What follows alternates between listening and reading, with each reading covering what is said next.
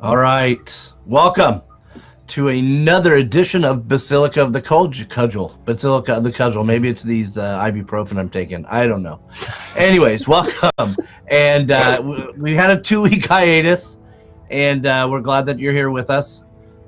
Tremendous cast. We're here again to play, and you can play right along here with us. Don't be afraid to tell them what to do in chat, and they may listen, they may not, who knows. But again, welcome. My name is Kevin Hitt. I am your Dungeon Master of the day. And these fine folk are the heroes of Greyhawk, or maybe the heroes of Greyhawk. I guess we'll find out in the next 13 episodes. But why don't we go around the table, starting with Birdsong, and we'll do some introductions. How about that? Hello, everybody. I'm Kat, also known as Clerk of Court, and I am playing Birdsong Periwinkle, a halfling paladin, Oath of the Ancients, who loves nothing more than to bring joy, happiness, and the love of life to those around her. If that means everybody has fun in a tavern brawl, so be it. Thunder Mug. Thunder Mug. Well, awesome. I am Sophia Perlifia, and I am playing Arna, the Dragonborn fighter. And she is strong and ready to do whatever her friends ask her to do, because she doesn't like making decisions of her own. I'm Kevin. I'm playing Frederick Melodis, the glamour bard of the party. He's sort of the life of... he likes to have a little fun. He plays a lot of instruments, and he's a little devious from time to time, but he's there to save anybody if he needs it. He's got some fun stuff to pull out. I like it.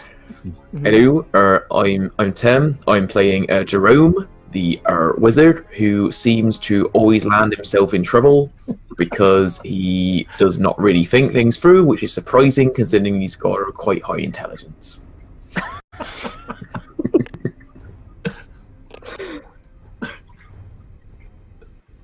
Oh, you're muted. Hold on, do the voiceover. I got it. Hello. Hi, sorry. everybody. I'm Eugenio, sometimes known as your friendly neighborhood dungeon master, DM Jazzy Hands, but not today. Happy today to be playing Kaladin, a cleric of Rao, human cleric of Rao, who's just, he's with this group to remind them that sometimes violence is not the answer, but when it is, Birdie has it covered. Well, last week, I would like to take this time to apologize to you personally, Mr. Jazzy Hands, as my impersonations were terrible, and I tried to play Kaladin. I tried to play Kaladin to the hilt in accent and all, but it does no justice, sir, to your fine skills. So please forgive me. Thanks. I appreciate the effort and keeping him with y'all for a little while anyway.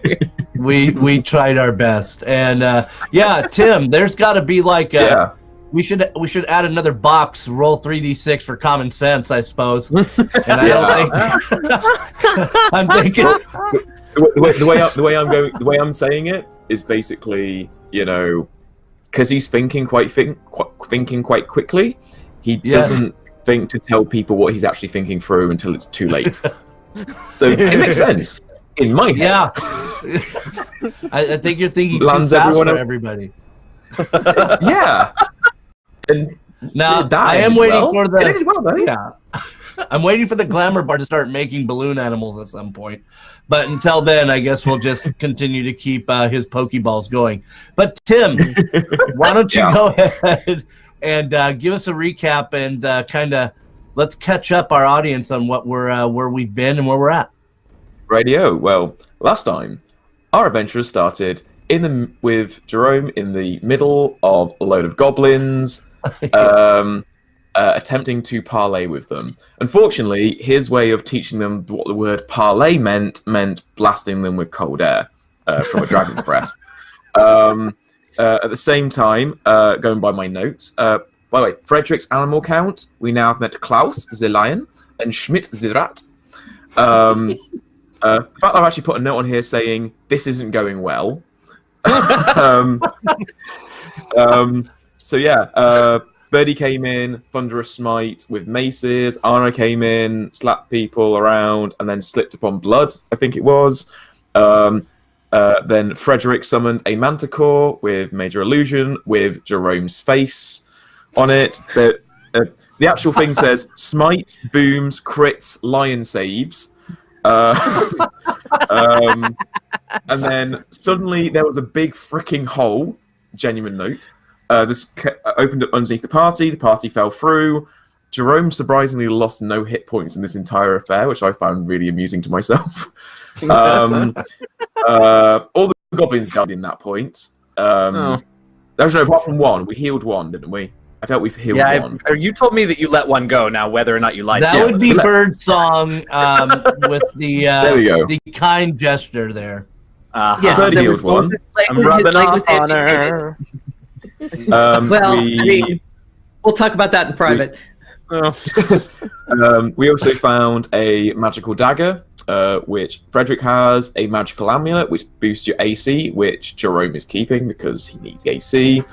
We also then found a locked door, which we went through the locked door and found a dead cleric.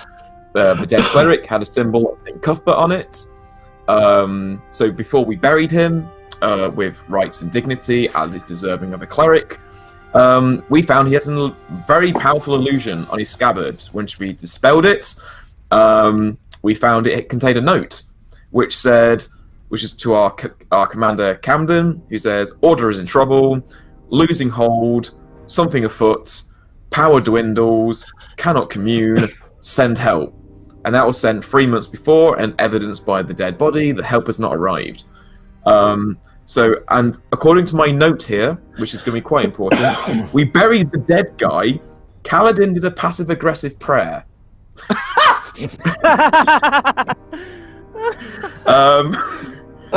all stood around in a circle and prayed, and then Kaladin's prayer was slightly passive-aggressive, I thought. But that could be Jerome's interpretation of it. And yeah, that's where we ended. But we also, can't forget, Kivara, our elf druid, who is that way at some point, appeared. And she appeared out of nowhere and just walked across the field going, "Hi, everybody," which I like her already. And yeah, I think that catches us all up. Yeah, no, right now the druid is in a dark corner praying, so that's why you can't see her, but she'll soon kind of leave that sort of the corner of the cavern there. But now, to kind of set the scene once again for the party and the people in chat, right now what happened, we, again, the ground crumbled from underneath them, not just the party, but the entire village kind of fell down. The entire ruined village, you can see, was built upon, caverns and maybe some underground tunnels and some dungeon type stuff. And just when all things were looking lost and Mr. Dragon Breath, might have been jumped by the last 10 to 15, the entire battlefield just kind of collapsed like a great sinkhole into the ground. Well, the goblins didn't fare well, but the party did. And so now the party is looking up about 30 feet, having discussed about 13 different ways on how they're going to get out of this hole. One of them suggested, quoting Jenny from Forrest Gump, "Make me a bird so I can fly far, far away."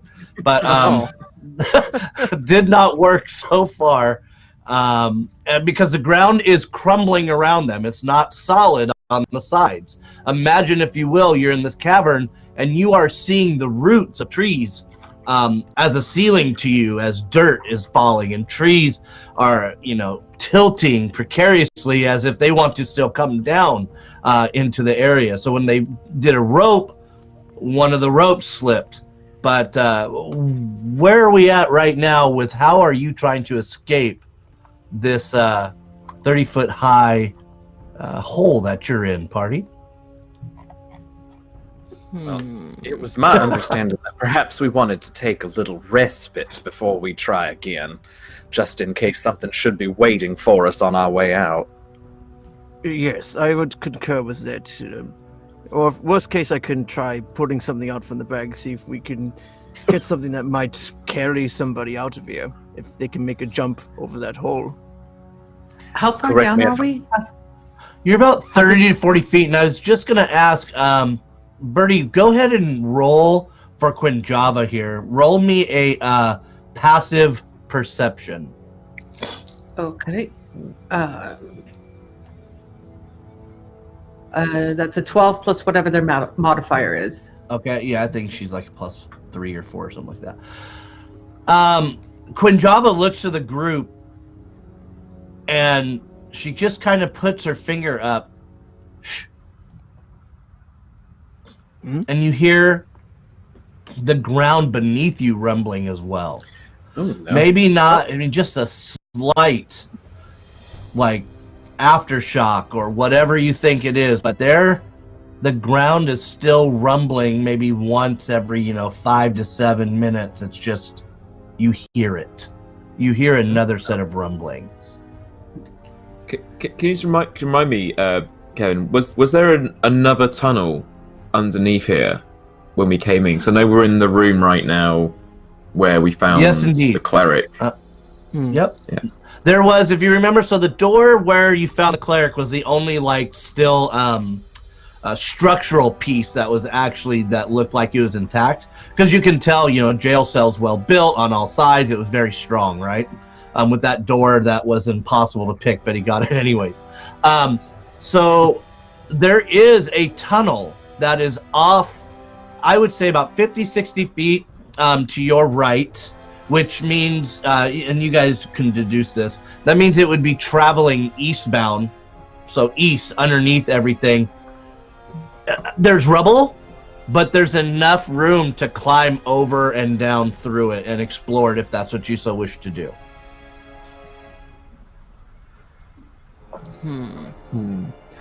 Right. I don't want her. If this caused the cavern and caused this entire village to sink in, whatever caused it, I think we should try and stop it, perhaps. Only because if it did this to this village, imagine what it could do to the fort if it got to the fort. It is a good Just point. an idea. Yeah. Not only that, Right. but we really have to try and figure out what exactly was going on with this, with our brother in worship here, and And What we need happened to get this with the rest of that message story? to Camden. exactly. We do, yeah. Thanks, because I couldn't remember what the note said or where it was going. I mean, I don't believe any of us have the ability to send a message magically at the moment. I think that's one of the things that we were hoping to do in the morning. So, do we want to short rest, or if anybody needs the healing, or do we want to go further into the tunnel, see if we can find an exit there instead of avoiding the climb? Well, I think maybe we need to go see what's going on down there. All right, I'll I'm just fine with that. I'll load up I'm good on with class that. and I'll just get ready to march on in. So the party sort Bertie's- of, as you guys are kind of milling about, deciding what you're going to do, after you come to your decision, is this when you guys are resting, or have you already done? I believe we've already taken a short rest. It's and had just I think Bertie had just finished. We had just finished eating, and we did this. We ate, did the ceremony. It was an hour into the afternoon, after lunch or something when we finished up. So Yeah. we still have a good half a day. I mean, Kaladin, I don't know about how. I roughly know how your spells work and stuff. Is there any way, you can send a message to Camden, at some point in the future, explaining what this note is, so we can venture on and send this note while we're also investigating whatever the next threat might be, or whatever made this tunnel. I definitely can. It'll have to wait until the morning, though. I'll have to ask Ral for the ability to contact Camden. first thing in the morning. I mean, like, the note's already been delayed 3 months. What's another That's evening going to 12 do to it? hours. As anxious as it makes me, particularly because this is a cleric of an ally god of mine, I think you're right. I think 3 months it can hold for. It'll keep for another 12 hours. So I think Birdie's already taken a torch and has started scrambling up over the rubble and peering down this partially blocked tunnel to see what's down there. I'll be riding Klaus right behind, as fair distance away, just ready to go. So Birdie, you kind of scramble up, the debris, which is, a mixture of sod, stone, and brick, kind of a, everything that fell down is in this area as you go, and you kind of scramble up the top and you peer down, and it appears to be just a long hallway at this point. And you can tell that it's as best squared as maybe a non artisan could do it. So they, this thing is built obviously by maybe people that aren't very skilled, but it's as square as an unskilled group of people could make it. That's kind of what your feeling is. I'm gonna ask the dwarf to come take a look at the stonework and see if, with their knowledge, knowing that dwarves are master diggers and miners, regardless of their chosen profession, see if this looks stable to them. All right, I'll go over and take a little look-see. All right, so I will have you roll a DC skill check just for the stability of it, but the rest of it is going to be very easy for you to deduce. So go ahead and just give me a basic skill check in, I don't know, what would a dwarf thinking a hallway is stable want to roll? What about survival? Yeah, we'll go with survival. I will hurl that. It is a +3. And let's see what we get. Well, that is a 17. Yeah, no, plenty for a dwarf to kind of know. Frederick, while you're a little bit nervous having seen the rest of this cavern kind of implode, you do see that even the tops of this particular hallway have beams across them. So it's inlaid with beams and stone and sod. So at this point, you think that the hallway is fairly stable.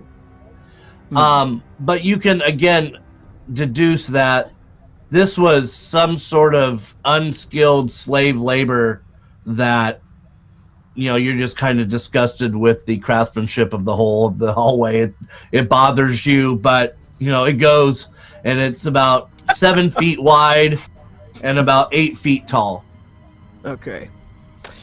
Well, whoever built this did a horrific job, but it's going to get the job done of holding the way for us. So, if we can venture on through here, if the party wishes to. So, your call, Bertie. I'd just as soon not be buried alive, so that's good to know. And I think she's make sure that the rest of the party knows that if we want to go this way, we can, as opposed to trying to perhaps waste our efforts going out through the top. So she'll, with the torch in hand, she will continue forward. Okay, let's do it. Off we go. Oh, indeed. All right. So the intrepid party says we have taken our long rest then. I would hope so. Yes. Because I'm still in the birdie over the top and booking it, but we're going to say your long rest is complete, and Birdie's like, let's go, all steam ahead. So you guys... All right. What Cal will do just as we're starting to head off, just because he is pretty concerned about the note and whatever's going on with St. Cuthbert, he'll send a note to to those who need to hear about this, and he'll just tell them. They can respond immediately, but of course they'll probably need to look into things. So he'll also say that I'll contact you again at dawn tomorrow for further instructions. Okay, so Kaladin, you see, kind of goes into this, concentrational kind of, not a trance per se, but just kind of, you see him kind of lose himself, and you see him send a message, and you're assuming he's sending this message to Camden, where he recites the note and says, we'll contact you again tomorrow. So Kaladin's job, he has completed, and you guys can see that has happened. So as you guys kind of dive, scramble up the debris and come down on the other side, why don't you go ahead and give me our marching order? And Arna, how tall are you? Oh, you're muted, I think. Yeah. I will tell you in just a moment. I believe she is 6 foot even. Okay. Yes, that's not 6 too foot bad. even. All right. I just was hoping you weren't like 7'4" and scraping the top of the thing and having to walk ducked the whole time. All right. Bertie has cast aid on Jerome, on Kaladin, and on Kirjava. So you guys Okay. all have 5 temporary hit points. Phenomenal. Or no, All right. I'm sorry. Your max HP goes up by 5, and those 5 will heal.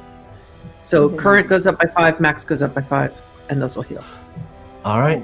So take a note of that, please, you guys. All right. So talk to me about the marching order that you guys are in. I think Arna's at the front, because we talked about this last game. No, not last game. Game before, when we were talking about marching Yeah. orders. I think Arna's at the front. Yeah. And Bertie All right. usually brings up the back to protect the rear. Yeah. Perfect. Yeah. Okay. I'll was be right like, behind Arno riding Klaus. Okay. Oh, okay. Arna. Cal usually sticks towards the center so he can, It's like make sure every nobody runs episode up when the and back. heroes get ready, they always show the audience how we're going to get ready and do things. So this is our, getting the weapons ready and going. Are you still riding a tiger lion. or a lion? Yeah. Lion, I mean, it goes- excuse I mean- us. Okay. I think, it goes away till the next dawn, but I'm guessing it's just late in the evening tonight, so I still have him for a couple more hours. No, that's fine. I'm gonna watch a lion go down a submerged hallway. That's gonna be fun. Okay. Can anyone cast light on Bertie's shield? So Absolutely, since she doesn't I have can. dark vision, Absolutely, you. I can. Mm-hmm. Yes. I appreciate it. All That way she right. doesn't have to carry a torch. Yeah. So our heroes gear up, and they make sure everything's ready to go. They tighten their straps. Their weapons are ready. They're through the hallway. We've got a lion, and so as you guys are going down, you just see a long hallway, and so imagine, if you will, the size of a village had fallen down. And obviously there were a bunch of rooms and different sections even below the village. That looked like the main area of where, like top and bottom type of things. This looks a little different. This just looks like a ferryman's tunnel, so to speak. Like, you can't see the end of it in its straight line right now. It's rather dark. And Frederick, you notice it is the slightest of declines of what you're walking. So that, this is, like a 0.51% grade, you know what I mean? But it is, to the dwarf, he understands that it is heading down. Okay. Is it difficult? Is it a downwards increase to the point where it might make it more difficult to traverse, or like there's a risk of No, falling? it's still the same built, shoddily built, hallway. But you just know, as you continue to go, it is going in a downward slope, but one in which your compatriots may not know, but you do because of construction knowledge and things like that. Okay. I'll just turn back, let them know. All right, it appears we're going down a little bit, so hopefully, hopefully there's a chance we find an exit, but it looks like we're going a little deeper into the trenches here. So let's keep going. So everybody roll me a d20, and please tell me what you roll. Okay. Natural 20. Oh, 15. Call him 7. Tim. 15. 14. Uncle me. Bernie Well- rolled a 7. All right. Hmm. So, Jerome, you may not have the best common sense, but you are a smart man. And I can deal with that. Jerome is the first to notice you've walked 4 miles without seeing anything.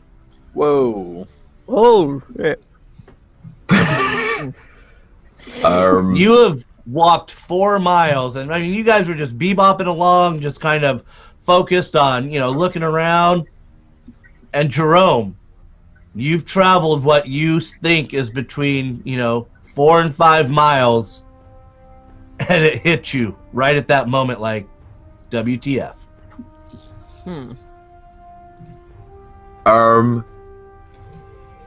We haven't seen anything. And we've been walking for quite a while. Like, how long? For by my rough estimate, about between 4 or 5 miles. Oh, damn. That's Is so- yeah, no one else find that weird? No, that's weird. Yeah, that That's is very weird. Yeah. Could it be an illusion or something? Or, I mean, I don't know. How about that? But Why would there be a tunnel that continues on that long? Going, surely it goes somewhere.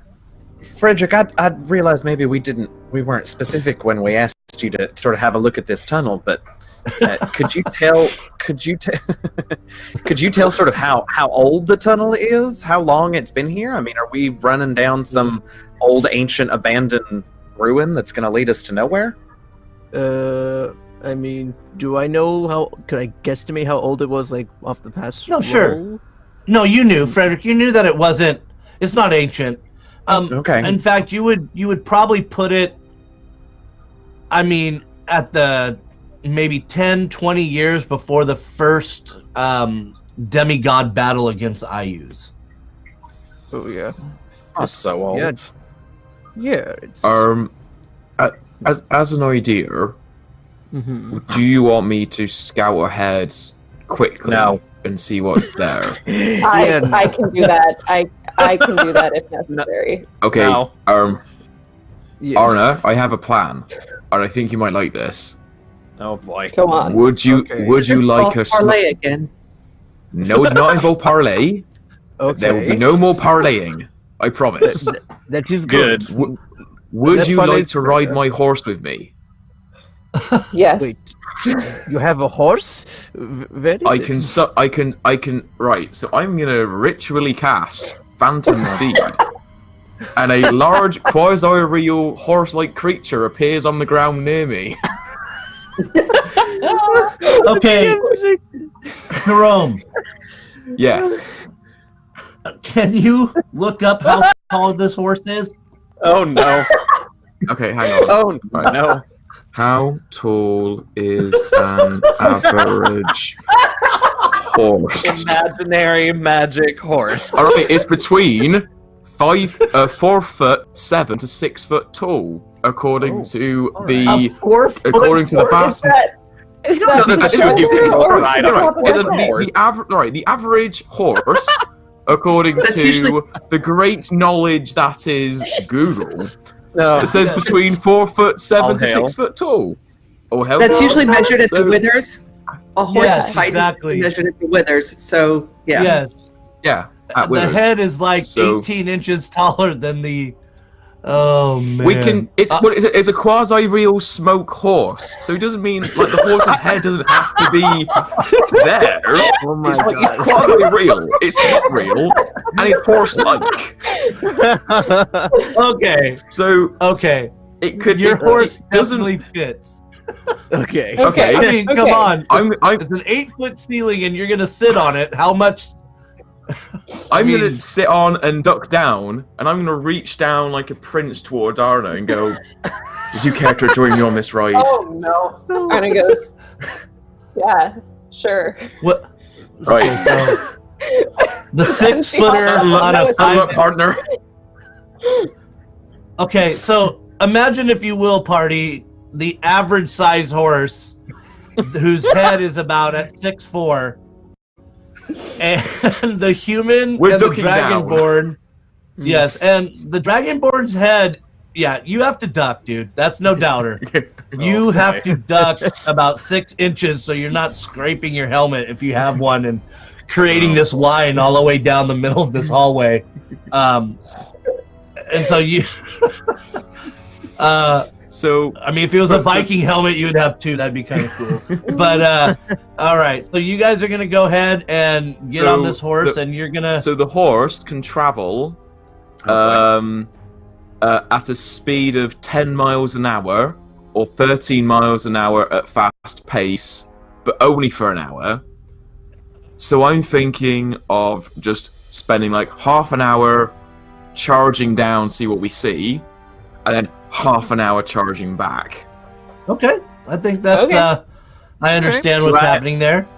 Do I need to protect one of you from death? Or are you going to get back if something comes up in I've your got way? honor. That's all the protection I need.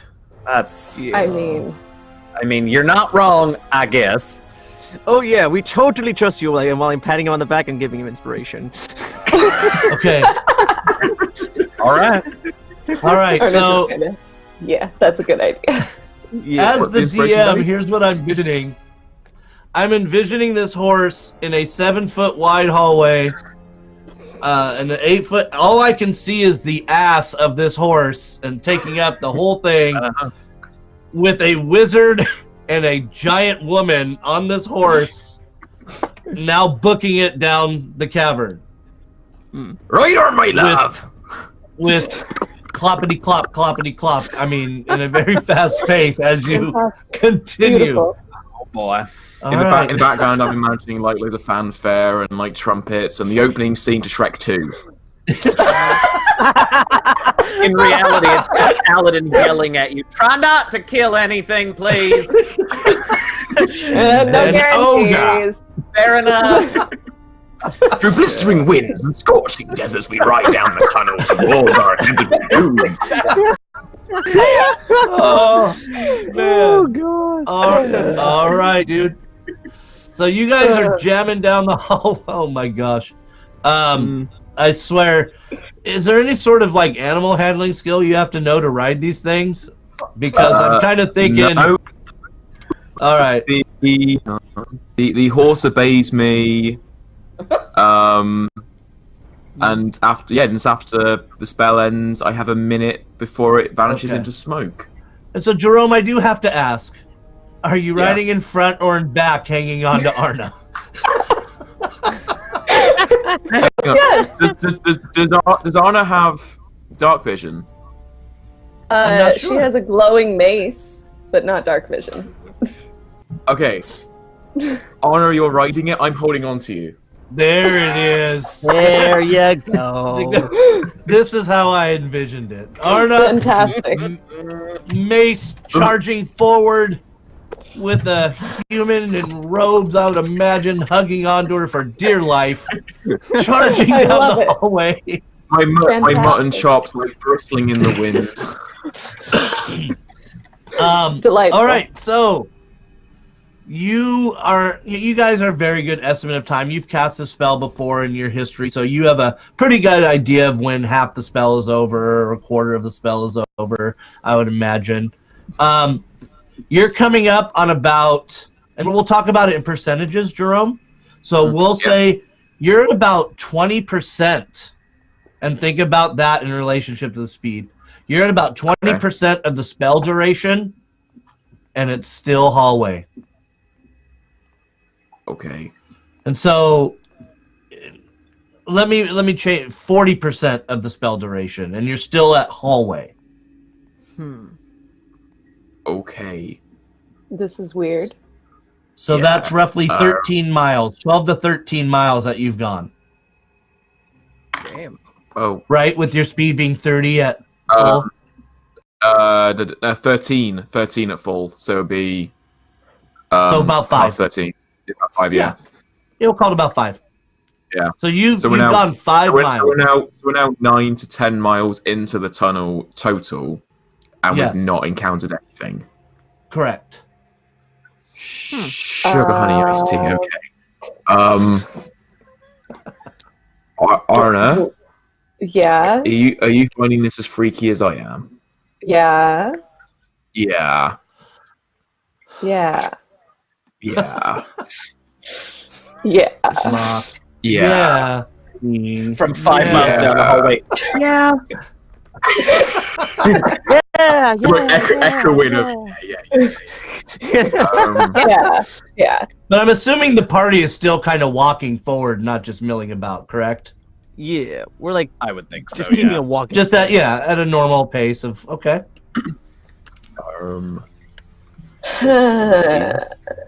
Can I take Um, a look around at the surroundings? Check the walls. Look for have we come across any footprints, any signs of foot traffic, any disturbances that this tunnel's been used within recent. Yeah, so let's do it in this order. Let's do a couple things. One is, Birdie, go ahead and roll me a perception check for the things that you're looking for. Okay.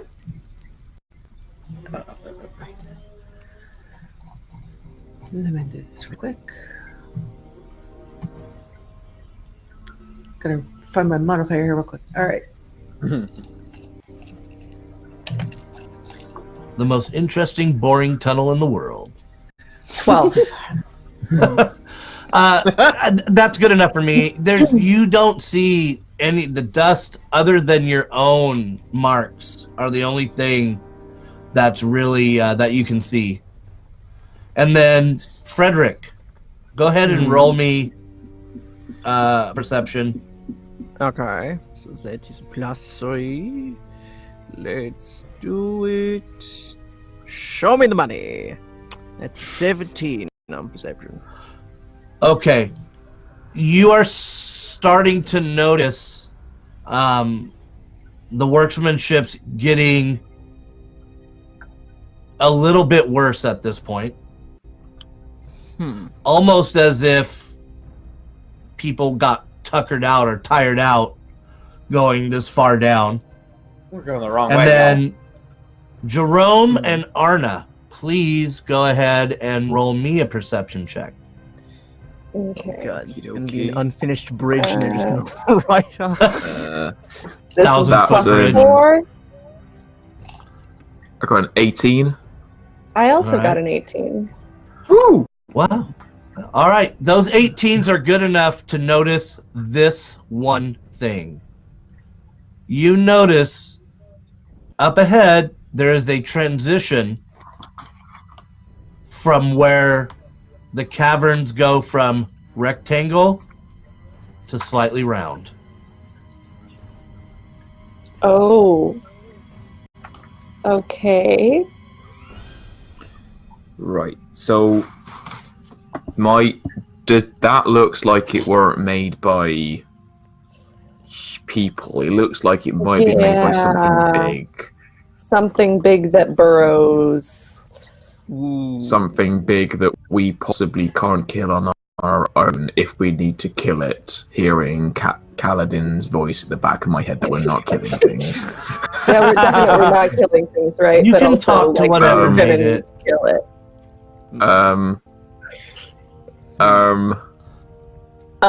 Okay. What Shall do we we s- do? What would Birdie do? Are we all getting bracelets?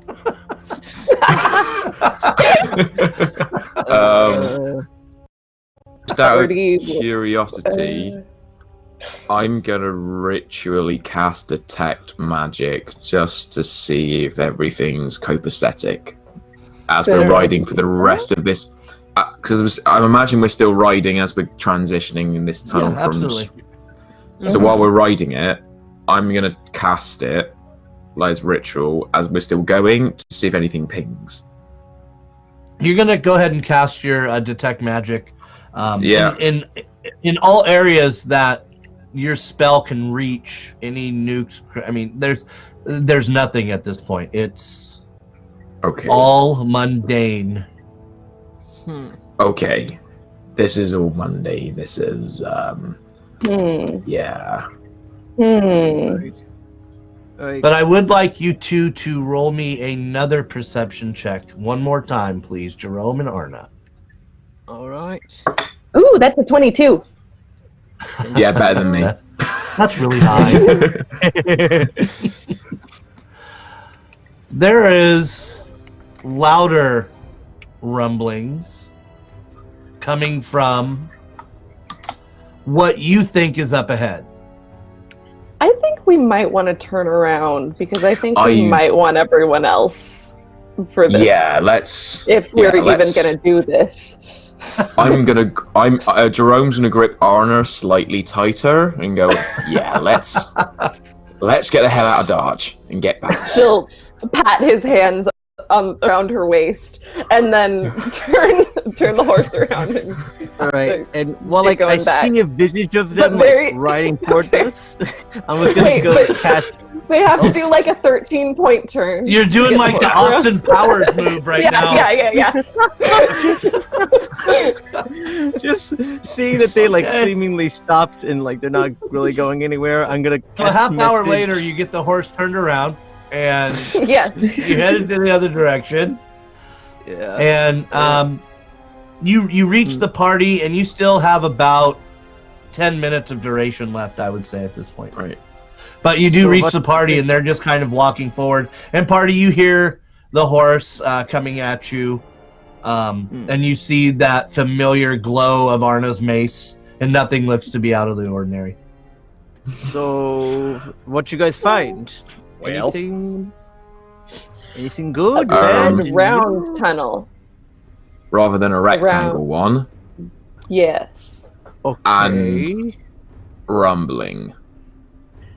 Not the good rumbling either. Okay. I mean, I feel like I know what that probably means, but does Cal is the question. Yes. Separate yourselves. Right. Do you want to gamble and just at least see what it is, just so we know let Captain know what Who digs a tunnel, though? Why? What is the... You don't just dig tunnels. I mean... When you say it started to become round, do you mean like they started to shape it round, or like it became a natural tunnel, or it went from that to that? Okay, well, yes, I understand round. Yeah. Thank you. Yeah. Cal does have experience with verbs. I understand, Jerome, and I have never said that you are not smarter than I am. However, with basic geometric shapes from 1 to 4 sides, I generally get the idea. I didn't mean to cause offense. I just it looked like, it might have been. Would Jerome made an educated guess that this looks more of a natural burrowing rather than a natural lazy tunnel making? I don't think Jerome would have the insight to know to a great degree what it meant. Okay. Who knows, but it's still rumbling down there. So we thought we'd come back, tell you. We didn't kill anything. Wow. But Nothing died. Nothing died. Including us. We didn't die. I appreciate that too. Successful. I mean, the horse is going to die in about 10 minutes, but it's not really real anyway, so let's just... But we are all experienced fighters. We've all been at this for a while. Would this clue to any of us anything that something we may have fought before or to deal with before? Either as a group or as individuals? Again, I think I would defer to the dwarf on this. Okay. As a underground kind of denizen, perhaps he might know However, you have to make the choice, and you have to make the choice.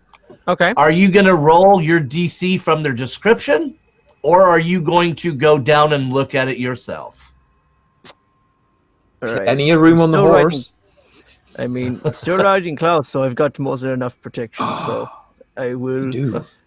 Yeah. So just stay back, and I'll take a little look myself. I'll try to be stealthy about it. So right, come on. I don't think that's a good idea for you to go by yourself. No. We can go with him with the horse. All right. That's true. Well, with a few. Right. Well, just stand back. I'll lead on the way. Then just don't. Yeah, just keep a little distance, and I'm going to lead the charge in and just get a couple, as far as I can get in, just enough to see where the rectangular shape is, and try to get where it starts to become more spherical, and I can get an idea of what we're possibly dealing with. Okay. I look at Kaladin and I'm like, do we really want to let them go off by themselves? Really don't. Really Yeah. don't. Yes, that's what I thought. So Here's the thing. We've been traveling for how long now? I mean, if we've gone 5 miles on our own, I mean, it's been several hours, several miles, and I appreciate Birdie's point that why does someone dig a tunnel? But I think maybe the more important point is why does somebody stop digging a tunnel? And generally, the reasons can't possibly be good. On the other hand, we do have a very specific problem that we know a lot more about, which is that some clerics of St. Cuthbert are dying and can't get in touch with their god. Now, I know we've sent that word along, but should something come back to us that indicates that we need to respond quickly to that trouble, us being even further down this tunnel is going to make that even more difficult. So if we all decide we want to go investigate this, going from this to this, that's fine, but... sorry, that wasn't terribly square. How's that? So you have to prove that you know your shapes. That's right, I do. I can do a triangle. Hang on, there it is. Oh, and I can do a heart. Never mind. So, if we decide this is something we want to look into, I will entertain it for the rest of the day. But then I have to be honest, my concern for my fellow brethren clerics, and apparently one of the main deities of this realm are having some kind of trouble, and I would like to address that sooner than later. Also, I really do have a sneaking suspicion that if we let Frederick go down there, he's going to get eaten by something. Oh, don't worry, I got something planned for that. We've got imperatives in place. I summoned the man to go do some crazy shit, dude. just then perhaps at least we turn entertain around. it a little bit. Yeah. Perhaps we turn around then and see if we can make our way out. I mean, So, Frederick, you've doused yourself in some chemical that tastes poorly. Is that what I'm hearing?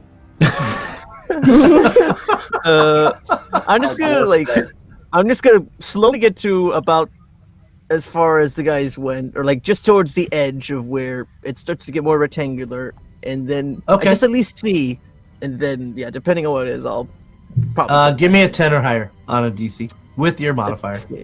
Rolling perception. Then let's do that. And that's a 10 exactly.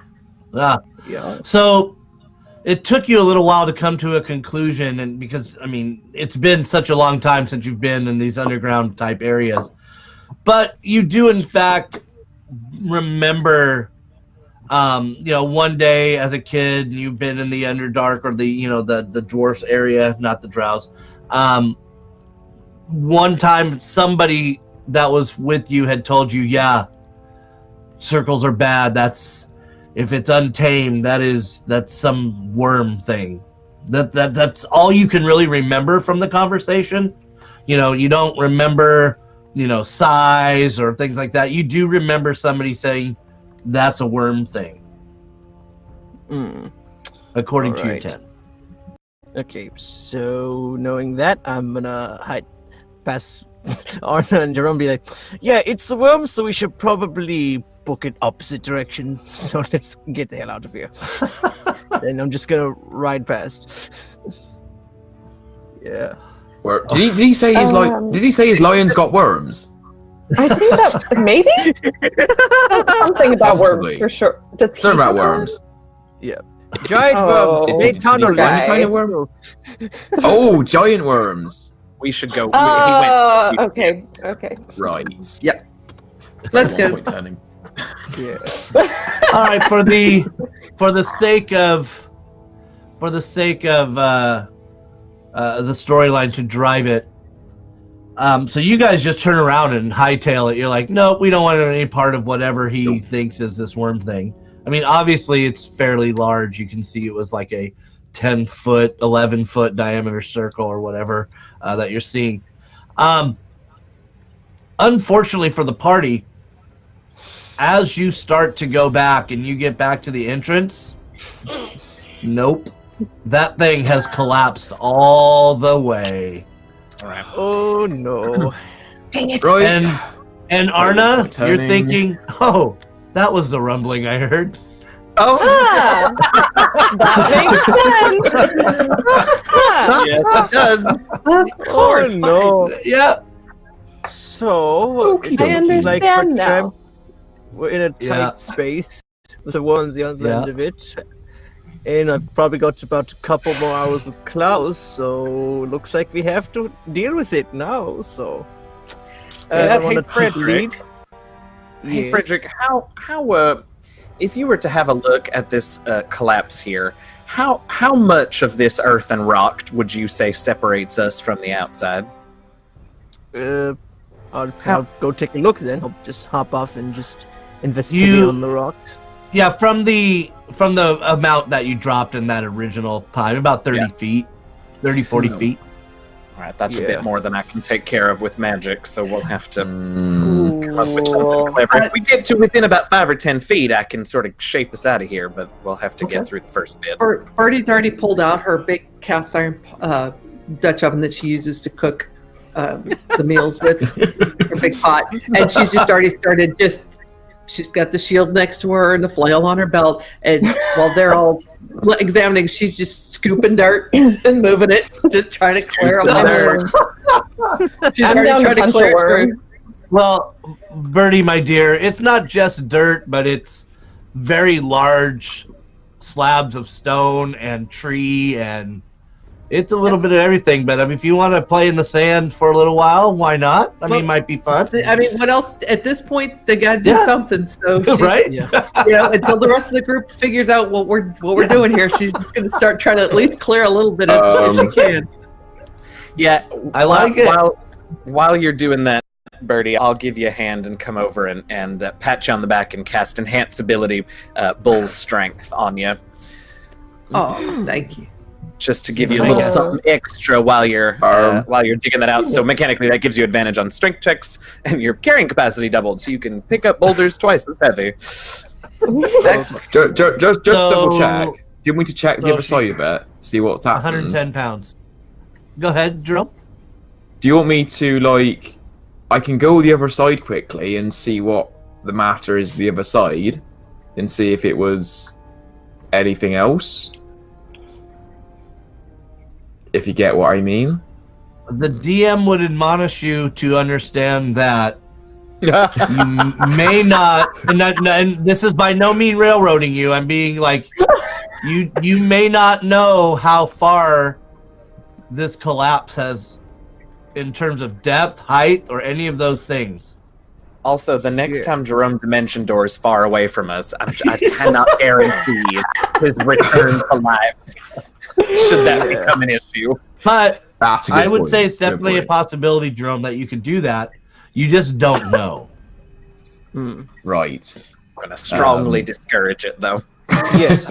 I'm not going trying to to railroad that- you. There's Yeah, oh, you no, could I would have prob- discouraged him strongly even without that. Don't you worry. Yeah, like, I'll railroad him if I have to. I just want him alive.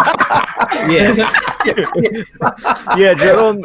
I will say, like, there's a good chance you might dimension door into the rub, and that's gonna be, ooh, Less Honestly, than like, comfortable. That Yeah, will hurt don't- a little bit. Don't do that. I mean, I'll That dig will you hurt. out. turn It'll into Han just take a Solo and while. Carbonite or what? yeah. Right. I mean, with the way things are looking, if it's gonna take too long to clear the rubble, like, Who knows? Maybe we might get lucky and there's an exit where that worm might be, or where we can use. Yeah, but the exit where the worm might be actually might be the worm. And I don't know about you, I don't want to walk through a worm and get out the other end to get out the other end of a tunnel. I mean, we could just go punch a worm. I mean, it's Punching Kaladin, worms. Yeah, Kaladin, you can't be against killing a mindless worm. It's just crawling around the hole. I have no problem. I have no problem killing a mindless worm. It's gonna eat us. We can fight it. That's fine. My two questions are: one, are we sure we can kill it? And two, I mean, what do we do then? There's a big worm carcass in the middle of the tunnel. That doesn't help. Right. One, butcher it. Birdie can cook it. Birdie can cook it. Yes. I have an AC of 13. I'm sure we can survive. Dear yes. brow above. Birdie, how's that digging coming? Birdie! Faster!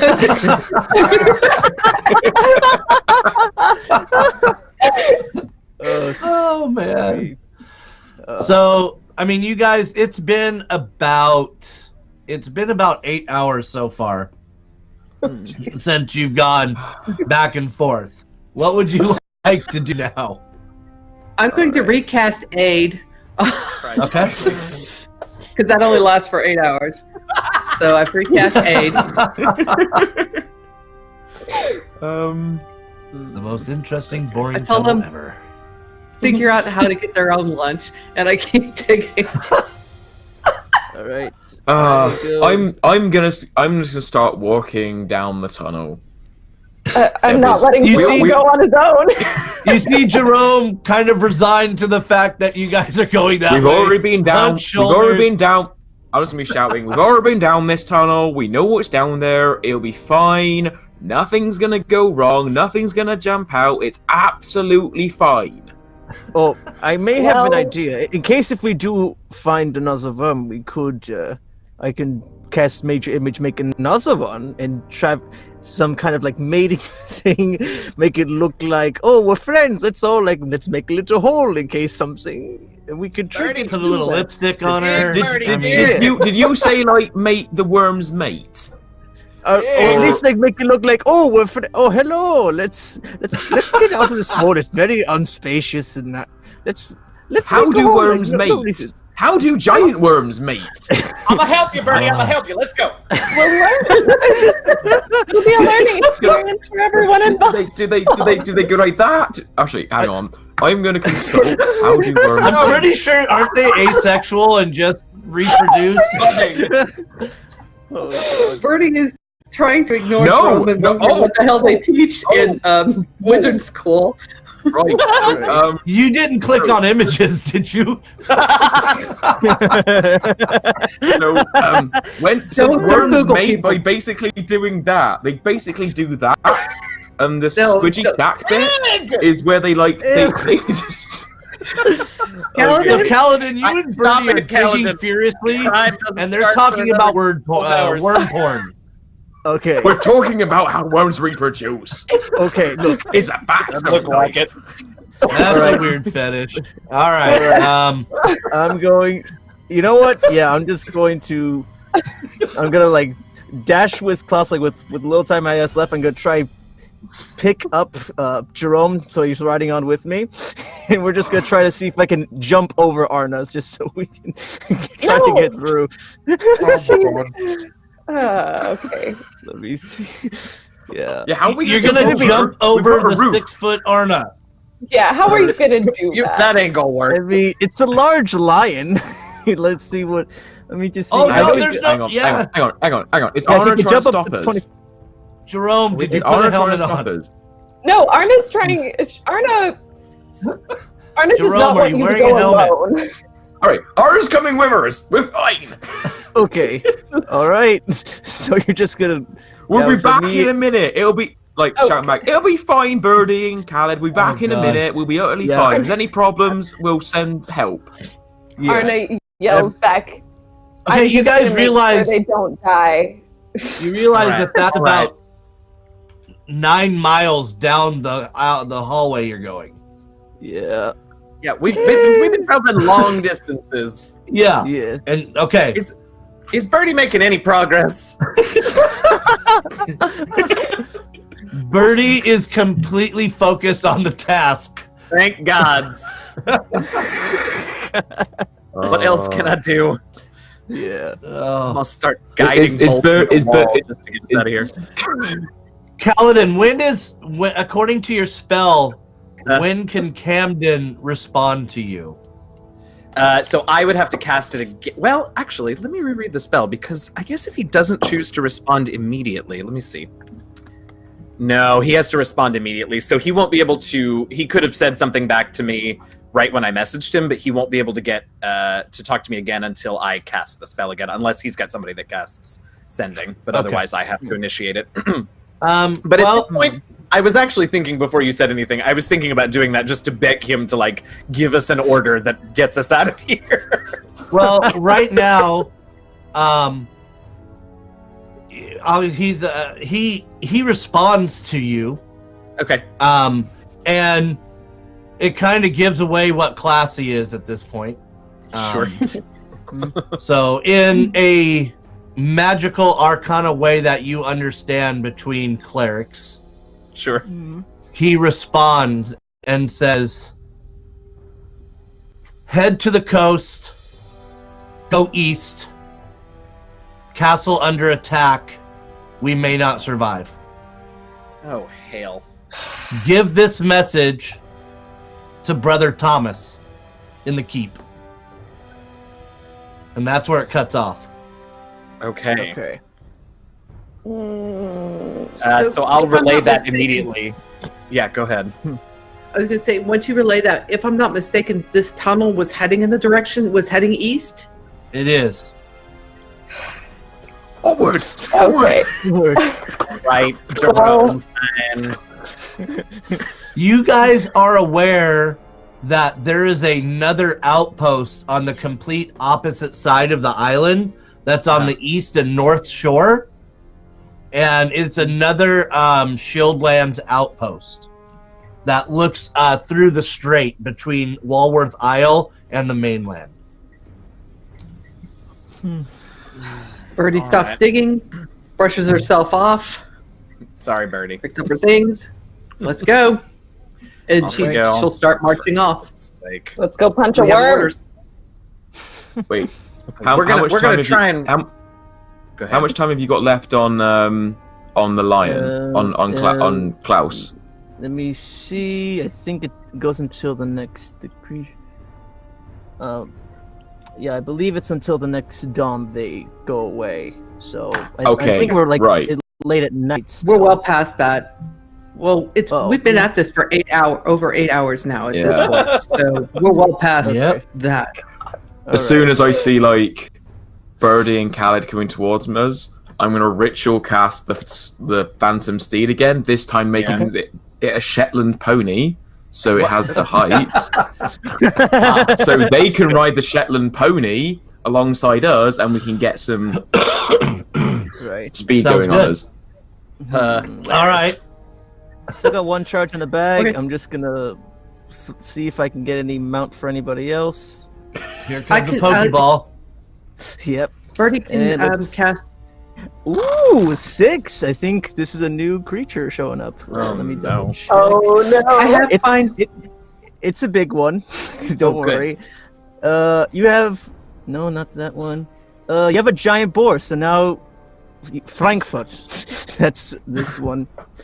So Oh my Oh god. my gosh, Frank. I thought you were going to call him Farmer John or something.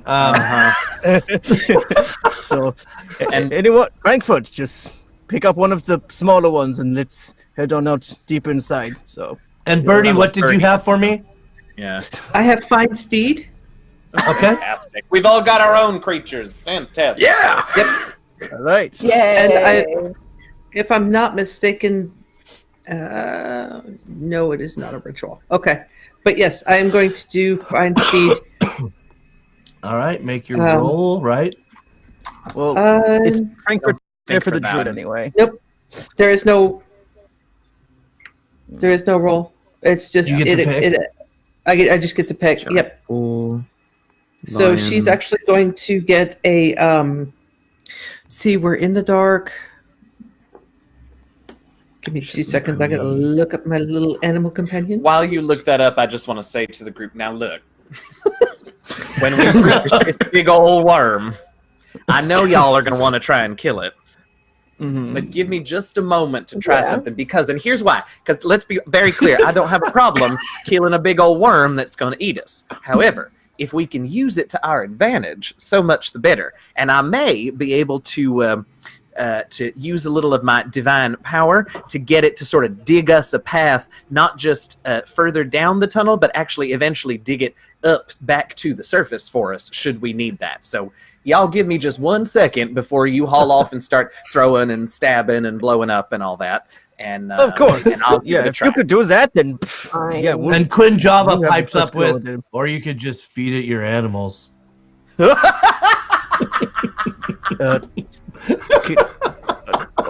Okay. You just see the lion like tilt his head, and Frankfurt's just. Yeah, it's a little dark, Java. Jeez, circle of the land, my hats.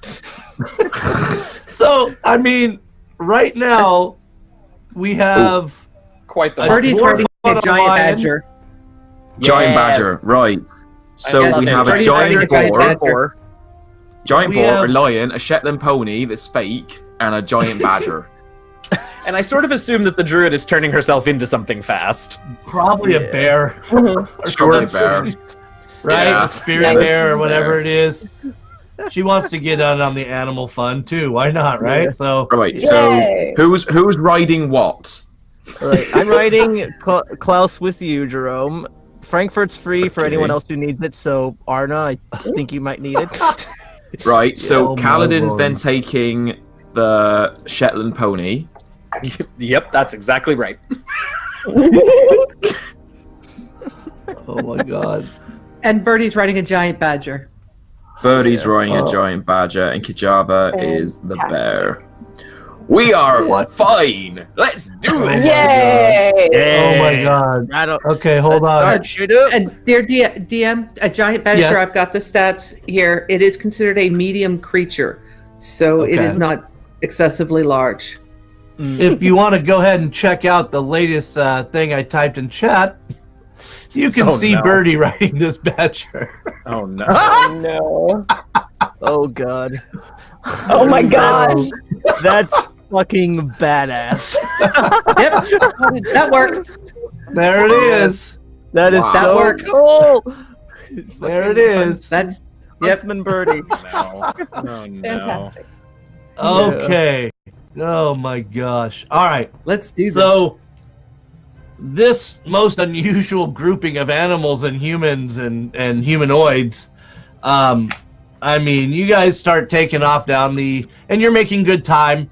Again, for sake of brevity, you've already reached the point to where the cavern comes from rectangle to circular, and you do hear some rumbling, but the cavern still goes forward with no deviation at this point.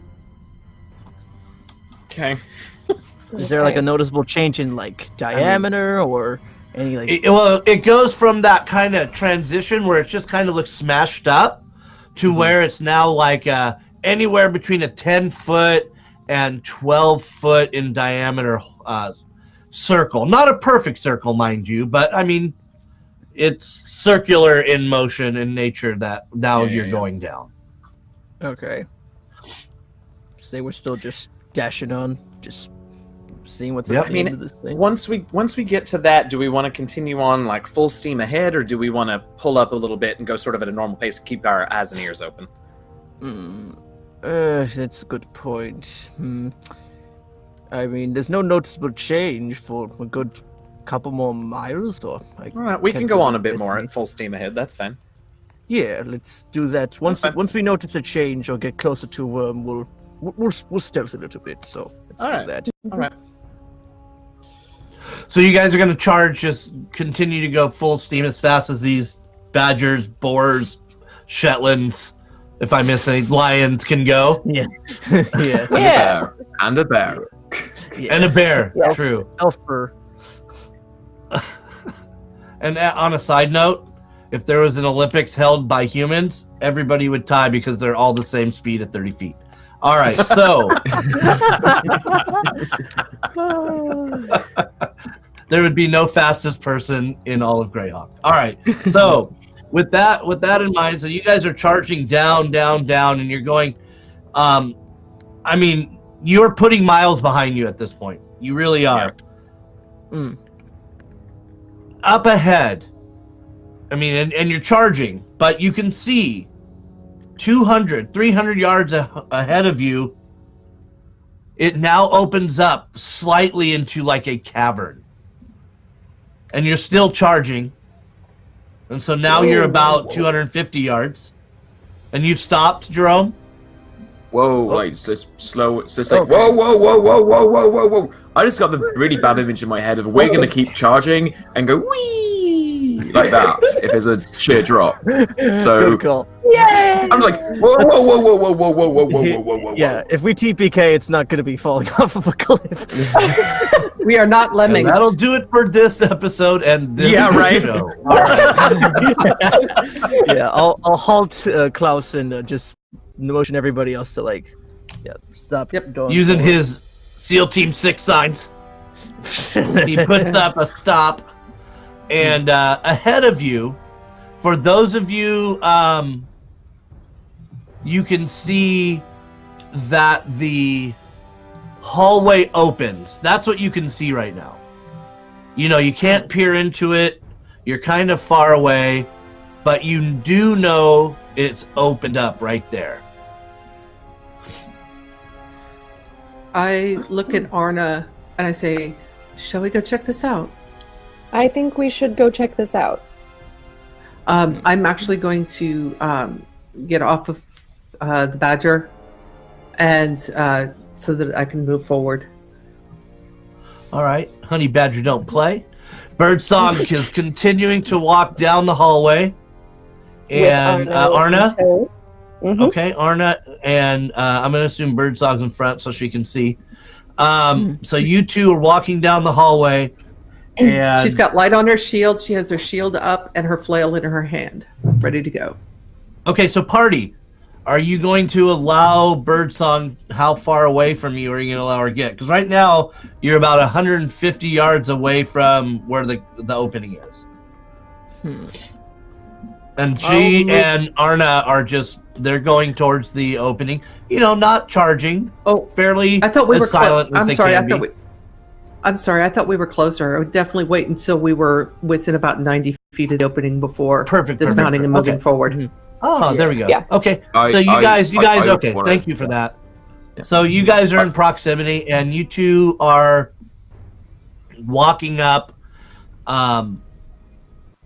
and you kind of get to this precipice. It's not like a steep drop, right? It's almost just like it's kind of slanted, but the cavern's large. It's probably 300 feet wide by about 200 feet long. And just on the other side, you see what appears to be like, you're looking at yourselves, you guys kind of double take. It's like a cart, like with 4 wheels. On the other side, in a hallway that looks very similar to the one that you're standing in. And this chasm is how far across? So a football field wide, so 300 feet, and 2/3 of a football field, so 200 feet from where you are to get to the tunnel on the other side. And you would be walking down first, kind of like in a bowl, and then walking back up. And But the incline looks manageable? Oh, yeah. I mean, it's Okay. it's rocky, and some places have like, you know, a higher rocks than others. It's not uniform in nature. I look at Arna and say, I want to do a quick look around to see if I see any other signs of activity, of life, both natural or unnatural? Yeah, it's probably best that you do, and you're not even going to have to roll. Oh dear. As you look to your left, the dwarf's words ring true. There's some sort of large worm thing. Now, while some of it is purple, a lot of it is gray. Maybe like it's been beat up a little bit. Maybe it's a little bit older. But there is, and it's moving. It's not sleeping. It's kind of just, I don't know, like how a dog turns in a circle to kind of find that moment to go to sleep. It looks like perhaps this thing it's wiggling. We'll put it at that. It's a wiggly It's a worm. wiggle worm. I'm gonna, like, since it's been like a little bit, I'm gonna cast, like, take a little one of my spare musical strings and make some motions and cast message on Birdsong and just say, "Do you see anything over there? Is it all clear or what?" No, there's actually a bowl-like depression that looks manageable, a cart on the other side with the tunnel continuing on, and a pink and gray worm. Okay. As in WYRM, not WORM. Oh, Why okay, are- okay.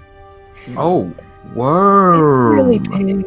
Does it look like it's awake, or has it noticed you yet? Can you tell? It hasn't noticed us yet, but it's definitely maybe getting ready to sleep, maybe not. But Okay. yeah, we're gonna have to get past this thing. Excuse me, hang on just one moment. And she's going to let's see, what is this? Yep, she's going to cast Heroism on Arna. You are immune from being frightened. You gain temporary hit points equal to my spellcasting modifier, which is 5, at the start of each of your turns. And when the spell ends, you'll lose any temporary remaining hit points from this, and this will last for 1 minute. So, shall we go kill this thing, Arna? Let's go. Let's do this. Wait, hold it. I have something. I'll turn over to Kaladin. Was my description not accurate? It WOR. Right, it is like a big. Oh. Oh, Yeah. WOR. It's a long tube, well, it's not a dragon. Yeah. Yes. What did this? Birdsong was trying to show off her knowledge, which isn't all that great at that level. Yes. Okay. Kaladin, you She's trying to noticed sound that, much the smarter than she difference. actually is. Kaladin noticed the difference and made the correction. Yes. Wait, so I'm assuming Frederick's told the rest of us holding back about this. Yeah. Yeah. I was just gonna turn back and just Right. say like the girls have found a worm up ahead, so Kaladin, I think you should have the first go at it. So I have something I can lay out for you so you can get up on this worm really easy. So just need to hold tight, and I'm going to cast silence, like right where the girls are in relation to the worm. And it would just go right over there. You should be super quiet to do whatever you need to do.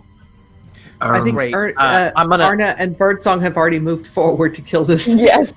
Arna's like, Right. "What?" Kaladin, do you trust me? Oh, yes, I do. Ultimately, Right. I grab him. I grab him by the shoulder and I dimension door near the worm. Oh. you could have just said, "I'm going to take us over there." It would have taken exactly as long as it did for you to ask if I trusted you. But all right. Oh, all right. So we're gonna roll initiative Yeah, we are. from the moment the dimension door completes, Okay. but you get surprise. Okay. Oh, All right. So All right. go ahead and roll initiative for me, and then I will write it down. Okay. Right. Okay. 19. Just- 17. Okay, Ooh, so that's a Jerome. 9. That was a nat 20 for Birdie for a total of 21. Yeah. Oh shit. Looks like we're gonna punch a worm first. Okay, Frederick. Okay. Yes. what was your initiative? It was a 9, so I am. Thank you. believe I'm dead last in Kaladin? the order. Cal was where is it? 14. Thank you. Let me roll for the druid, who's going to feed this thing your animals. Oh, God. So damn dark. An 8. Weird. Okay. All right. All right. Oh my gosh. Okay, so I have. Okay, so Jerome up to his old tricks once again. Dimension doors himself, Kaladin. Birdie, and Arna. No, me and Kaladin. Just me and shit. Kaladin. I mean, okay. we're going- So you and Kaladin. Here we go. Okay, just describe for me where you're dimensioning door to. Yeah, I put silence like right around the entrance to the cavern. So if they're going around Right. there, they're entering in like super silence. No, So, yeah. Like, kind of from the description, other side of the worm, Okay. nearer the carts. Okay. So if the tunnel entrance is here where we are now, and Yeah. the worm is down here, Yeah. and the other carts over here, we're going to be about here. So if the Okay. worm's there, we're going to be out here. So just give me kind of estimation. How many feet away from this worm are you going to be? Wait, I'll tell you how far away we need to be. Yeah. I gotta be. Yeah. We could. The longest possible distance for this particular spell is 30 feet. So get us there if you can. Yeah, well, All right. 25 feet. Great. Okay. Yeah. Just to be sure. Just to be sure. Wonder Twin powers activate, and Jerome and Kaladin hold hands and Aw. appear 25 feet The two away. humans. 25 feet away from this ancient purple worm. And once you get up close, man, it smells of dying carcass. It's alive, but you can see that there's like parts of its skin and the fold is scaly and falling off of it. It looks like it's got some pussy type holes in it that just it's gross. It's just fucking gross. And Yeah. you guys are right up next to it. And so at this point, we'll go ahead and it is surprised. So we'll go ahead and So do are the we, actions but all right. now. Okay. So, Birdie, Oh boy. Yes. you see them dimension door next to this thing. You and Arna standing side by side, if I'm not mistaken, at the entrance of this place. See that the worm is about, I would say, 100 feet from you. Well, I think we started moving as soon as Frederick messaged me. Okay. She was like, "Oh, hang on," and we started walking towards that. So we're however So far let's we put could have it gotten. at. Let's put it at your full movement. Let's put you at 70 feet away. Okay. Yeah. Let's see what she's going to do. And because this is the surprise round, you can use dash if you wanted, or whatever that you need to do. But I didn't even roll for Mr. Worm. Yeah. A 1. You got to be shitting me. I'm not even joking. Wow. I rolled on the dwarven dice. It had to happen. Damn. Worm. Let's see. Well, she's used all of her. She can't cast Moonbeam now because she's used all of her second level spell slots and everything else. So bonus action, branding smite on the flail, Okay. using her necklace of prayer beads. She's gonna grab one of the beads and says a quick prayer silently to to the ancients, and there's like fairy fire glowing around her flail now. Okay. As she runs forward towards this thing, getting ready to smite it. Okay. So, kind of like the second to last episode from Game of Thrones, your flail sparks this magical light kind of thing, and you are charging forward, which leads me to Jerome. Okay. I look to Kaladin and goes, "We tried it my way last time, and that went absolutely crap. This time we'll try it. This time we'll try it your way." And I'm gonna cast Charm Monster on the worm. Ooh, nice. Cool. So that it has to make a Wisdom saving throw of 16 or higher. 16 wisdom? Yeah. All right. Let me make sure it doesn't have any... Nope. Thing's dumb as a doorknob. All right, here we go. Okay, let me see. What dice is appropriate? Do I have a purple one? I do. Yes. Here's All right. my purple D20. Outstanding. 3. Yes. So Likes us. you cast. You kind of put your arms open. You open up your mind to this thing, and you're probing it, and you're like, "You're my bitch. You're my bitch. You're my bitch."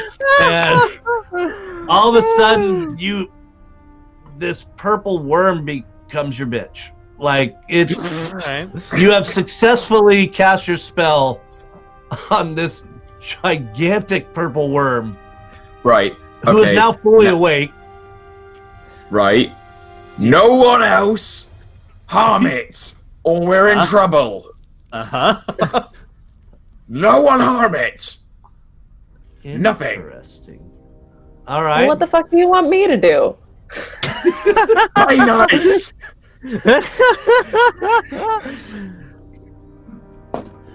Are your animals obeying you at all time? Is that when you summon them? Are they under your command? There is specific wording for that. Let me take a look. There's I like The think summoned the- ones, the some creatures ones summoned by friendly- spells do. yeah, Okay. it says I don't the know about creature is Frederick's, friendly though. to you and your companions. You can use a bonus action to command them. In the absence of such orders, a creature acts in a fashion appropriate to its nature. So I the don't absence of a know command. if they're gonna start going at each other. I'm just The- still on Klaus's. shit- Yeah. Or they're gonna bark at it, or like get aggressive but not attack it? Yeah. The Shetland pony disappears as soon as I get 10 feet away from it. Yeah. Mhm. So the pony poofs. The badger stays until I call it. So Fair the enough. dire badger will stay back.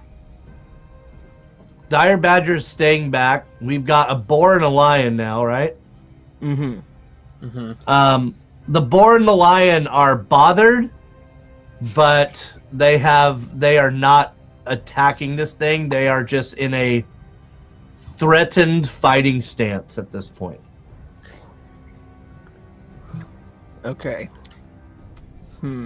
So who's next in the order then? Because So after Jerome, Arna, I think that's me, yeah. and you hear Well- Jerome say, "Nobody hit this or attack this thing." But I want to punch a And it didn't come- worm! that order did not come from Cal. I want to be very clear. See, what else can I do than hit things? what else can I do with my fighter things? Look, I have one job. I literally can do job. one thing, and that's hit things good. They look Yeah, I guess- around. The question is, See, can we friends? like get it now to do what we want? Yeah. Like, how do a we good point, communicate Dave. with it? Because it's just friendly to us. It doesn't have to obey us, but like, it is friendly towards us. But I don't know how to communicate with the damn thing. I have an But idea. Jerome does. I have an idea, but I will wait. Yes. Okay. Or Arna, sorry, it's your turn. I apologize. It's okay. I guess she'll kind of just huff a sigh and then start looking around. Like there was a cart or something, right? There is. I want to look at that then. There you go. So Yeah. Arna. yeah. Arna looks at Jerome and kicks up some dirt, Yeah. kind of gives him I'm the stink sorry. eye, and I'm trying to be better and learn from my mistakes. and walks over to does this that? cart. So yeah, I mean we're for right now. So Jerome, what's the duration of spell against this thing? 1 hour, unless it's charmed by me until the spell ends, or me or my companions do anything harmful to it. Okay. At this point, it seems not like it wants to do your bidding, but just Right. kind of slightly more than indifferent. Slightly Okay. more, yes.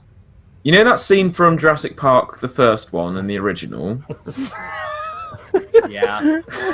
Yeah, I do. Right. So I'm gonna do the whole Alan Grant thing Yeah, you are. and lean on the slightly injured grey ancient purple worm and just go, there. It's fine. There. Oh god. Jerome manages to find the only spot that doesn't have pustules or flesh hanging off the side. And he's basically petting a giant purple worm at this point. There. It looks very odd. The worm's gigantic and gross, and Tiny. he's leaning up against it with his body and his head, petting it. Gross. There. It's all fine. There. All right. So this purple worm has been charmed by the mage, the human wizard. Arna has gone over to the carts. Cart singular. What is everybody else doing at this time? I mean, I don't know about you, Birdie. I don't know if this was Birdie or just you as a player, but I'm super curious about what is the matter with this thing now that I know it's not going to swallow me whole when I get near it. So Birdie's is it? Yeah, go ahead. Sorry. Go ahead. No, go ahead. Just is it diseased? Is it cursed? Is it I just like to sort of examine it. I don't know if it's well, you tell me. I don't know if it's medicine or if it's more arcane than that. I don't know. Yeah, no, I think that's a fair question. Something that you're going to investigate. If you could roll me just a d20 in. Ooh, is there animal handling? There is animal handling. I could do that. It's going to be a hybrid of that. Okay, So Here roll for comes- animal handling. great. It's a 17. And that's good enough to tell you that these maladies are not from any curse or not from any magics. Okay. They're from old age. Oh. Well, I can't do anything Very about that. so- old age. Okay. Years and years and years of old age. Guys, I'm gonna heal it so that we have a pet purple worm. No, I'm probably not gonna do that. No, Jerome. I'm not actually gonna do that, but Alright. okay. I mean, does it look like is it like really incapacitated, not the condition, but like it doesn't move around very well, or You can tell that it's still, everything that it would be as a normal purple worm. Maybe a touch slower, maybe not as Okay. strong, maybe not Okay. as, but still like but, capable of getting around and yeah. And if it rolled over on you, you're dead. sure. All right. Well, I mean, if we can figure out how to either get this thing to sort of take us where we want to go, or maybe bait it into going somewhere for us. I mean, it's big enough. We could ride it. We could get it to dig us right out of this hole so we can go the rest of the way to the coast, above ground. But I'm not sure how it seems like Jerome's really taken a liking to it. But beyond that, I'm not sure how to proceed if anybody's got ideas. you realize this thing's an abomination to nature, Well, and That's rather we're going to let this I don't thing. know. We are. And Quinn We're gonna let Java this looks to Birdsong and nods in affirmation. We're going to let this thing live so that it might attack others. What? Right? No, because what was it like? Just did I get the sense that it's basically rolling itself up and finding its place so it could die? Just to It's sleep. going to sleep. Yeah. Just to Yeah. sleep, okay. Yeah. Like just don't worry. They're not gonna kill you because we're trying something different right now. Trying something different. The irony Remember that the I difference finally, between worms and goblins. the irony One's that I finally get suspension- Jerome to not blow something up when it's an old like beast, mindless, is not lost on me. Like baby steps, I guess. I don't know. It's called personal growth. Sure. Sorry, Freddie. What were you Wrong saying? I direction. interrupted you. Yeah. Okay. Let Arna, you are over by the Yes. cart. I am. All right. Now, the cart is, and it's dilapidated, meaning, it doesn't really work anymore. It's kind of just beat to hell, right? It looks very, very old. But as you you're putting two and two together, right? There's a cart, there's a hallway.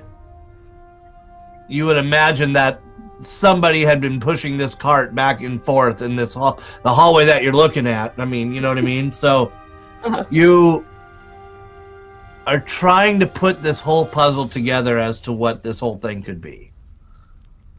Is there anything good in the cart? No, it's dusty, an old axe handle that's broken to hell. There's tools strewn about this cavern, but they're all worthless and broken. Okay. Yeah, I guess I'll Who- just. Does anybody have history as a skill? Oh, I actually do. Oh god, are any of us good at it? But you so do I, actually. I'm not very good at it, but I am proficient in it. If you and only if you are proficient, Okay. roll Okay. a history check for me, and it's going to be tough, but you are going to Plus need 4? a what? 19. Oh, 19 was my number. Bitch. No. If it makes you feel any better, I got it. If it makes me feel any better, I got a 7. So Yes. Kaladin looks confused. he's busy No, I'm trying to kidding. command this worm to dig him out of this hole. Yes. Arna, so in some sort of battle history book or maybe some telling of some story about this battle between Ayus, you have heard that there was some way in which nobody knew how the goblins were getting to the castle so quickly and how they kept being resupplied so quickly. And not only that, but there were rumors that the humans were actually traitors on the other side of this, meaning Traitors. Traitors. Oh. On the other side, that were in collusion with Ayus, the goblins, and everybody. And that's why you think perhaps this tunnel may lead to that shipping port. And that's why it goes all the way to where it goes. A staging ground, so to speak. Okay. She will kind of yell out to everyone, this tunnel is how the goblins got to the castle so quick, and this probably pops out at that port. So, Yeah. as Arna kind of just gives you the Cliff Note version, you've all put it together in your heads. Having been living at the castle where Camden is, Edmund Fort, You guys know sort of the history of the battle, but you didn't know, and no one had ever told you of secret tunnels. You knew only of the Goblin Village, but now that this information has come to light, you all have put two and two together, and now you're seeing this is how they were able to get people to and from without them seeing. And this was how supplies were sent to and from. But somebody had to have sent the supplies. And although it was many years ago, this tunnel probably leads to that area in which people were helping the demigod evil Ayus. Oof.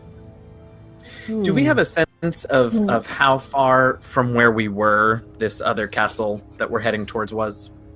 Oh yeah, about 120 miles. Okay, so we're a very short percentage of the way there at this Yeah, point. you are at about 20. Okay, all right. Thank you. Okay. Drop And branding that's why smite. it took a purple call the worm to badger. kind of figure it out. Yeah. All right, Drop does anyone branding have smite, any call the badger, and ready to go. Let's go. Does anyone have any ideas on how we can get this worm to obey us? Because also I can get it to move, but only for a minute at a time. So that's considering how far we are. That's not super helpful. Why not Jerome's just leave the worm hour-long then spell. and go? I mean, we could do that. I was just going to say we could literally ride it, but this is also fine. You want it? I mean, I mean, no, not really. It's Jerome- kind of gross, but it's fast. but yes, point taken. Mount up. Here we go. Jerome, have you finished cuddling the worm? Are you Oh, come no. without of control it yet? I'm going to try and climb on it. And just lay down on it like this, like... Oh no. All right, so and Jerome, go, I'm going to Yeah. allow it, but only under the circumstance that you had to grab on to falling off flesh to get to the top. Yeah, I'm more than happy to do that. All right. Oh. And then I'm going to So- be like... will you be You nice see to me? Jerome like You a nice to me? dust mite crawling on top of this giant worm, grabbing dead flesh to crawl up, and he lays down on it. It's like... And you're like... will you do me a favor? I know you're old. Don't worry, old timer. Will you be so happy as to go the opposite direction to what we're gonna do and dig that way? Will that be okay? I will roll. His digging days were kind of in the past, but we'll see if he wants to do it one last time for his good friend and buddy Jerome. Yeah. It's charmed, so hopefully that. Yeah, and I'm gonna allow it on the 4 that I rolled. So he just kind of goes, "Why not?" And it probably behooves you to get the heck off this thing right quick. 'cause As soon it's as he starting to starts- move. As soon as he starts moving, starts digging, I'm Yeah. going to teleport, use benign transposition to basically get myself off and go, right, let's go. Okay. So you guys, Arna, that familiar rumbling sound. And now that you can put that together with the sound of a moving giant purple worm, Mm-hmm. the worm is starting to kind of almost like stretch, so to speak. It's getting longer. And at one point, you see it bare its teeth, and by God, they're as freaking big as shields. Each tooth is like a Viking kite shield. And it's big, wide, strong. They're not thin. They're just huge. And the next thing you know, this thing has kind of made a slight right turn and just takes the biggest bite out of the wall that you've seen. And as he takes this bite out of the wall, dust, a little dust falls from the cavern ceiling. We should probably go. Yeah. Yeah. Let's go. Jerome's in back. Al's in the middle. Arna's at the front. Let's go. He's going that Birdie way. is We're up going front that with way. Arna. Let's go. Okay. I wish I'd taken the gust cantrip so I could blow the smell of Jerome backwards as we ride. Press the So- invitation, like clean the crap off me. For like an hour. Just over Yeah. and over. A lot of prestidigitation. So you guys see the purple worm start to eat its way. Jerome bamps off the top of this thing. And you guys are heading down the hallway with where you saw the cart. Yeah. You know that it's a long journey. You know that you have a long way to go. But it's completely uneventful and you make it. But it takes you about 5 days Woof. Ooh. to get there. Ooh, by then, yeah, my stuff is gone. Yeah. Yeah, so bye lion, Well- bye mouse, bye Exciting. giant paw. Well, and Quinn Java says, badger tastes good at this time of the year. Jesus. Or maybe even boar. Bacon, anyone? That badger you guys are- is There it a fake creature and is therefore So no, it does not not. recommended to try and eat it. Yeah, definitely not. And if you try carrying the ball, it's just No. gonna turn to a pile of smoke, so no bacon. Mhm.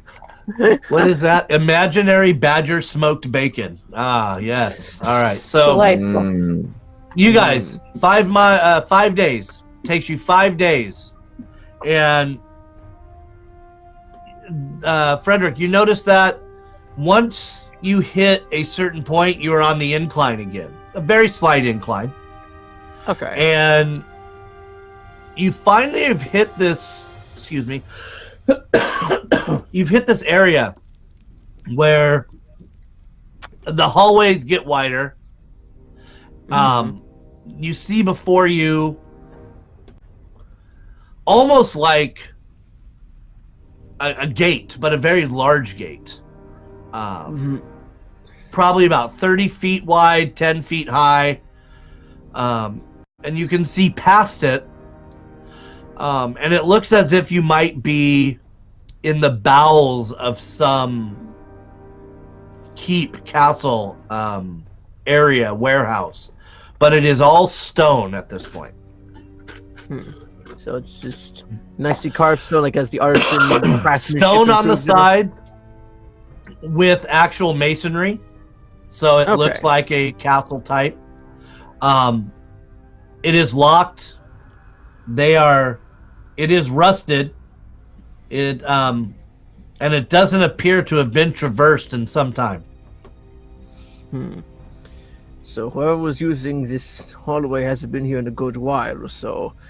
Be ready if something might be on the other side, or something might have tried to keep this worm locked in the in this cavern or tunnel way. So we'll see what happens once we reach the end of this. Just So as an before you FYI, stands a large iron gate that is locked.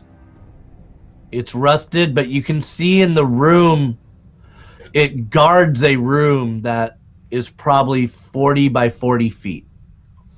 Very large. Can I see through the gate? You can. And Okay. it looks like a storage room. Of anything in particular? Was it weapons or more just riches and It's things?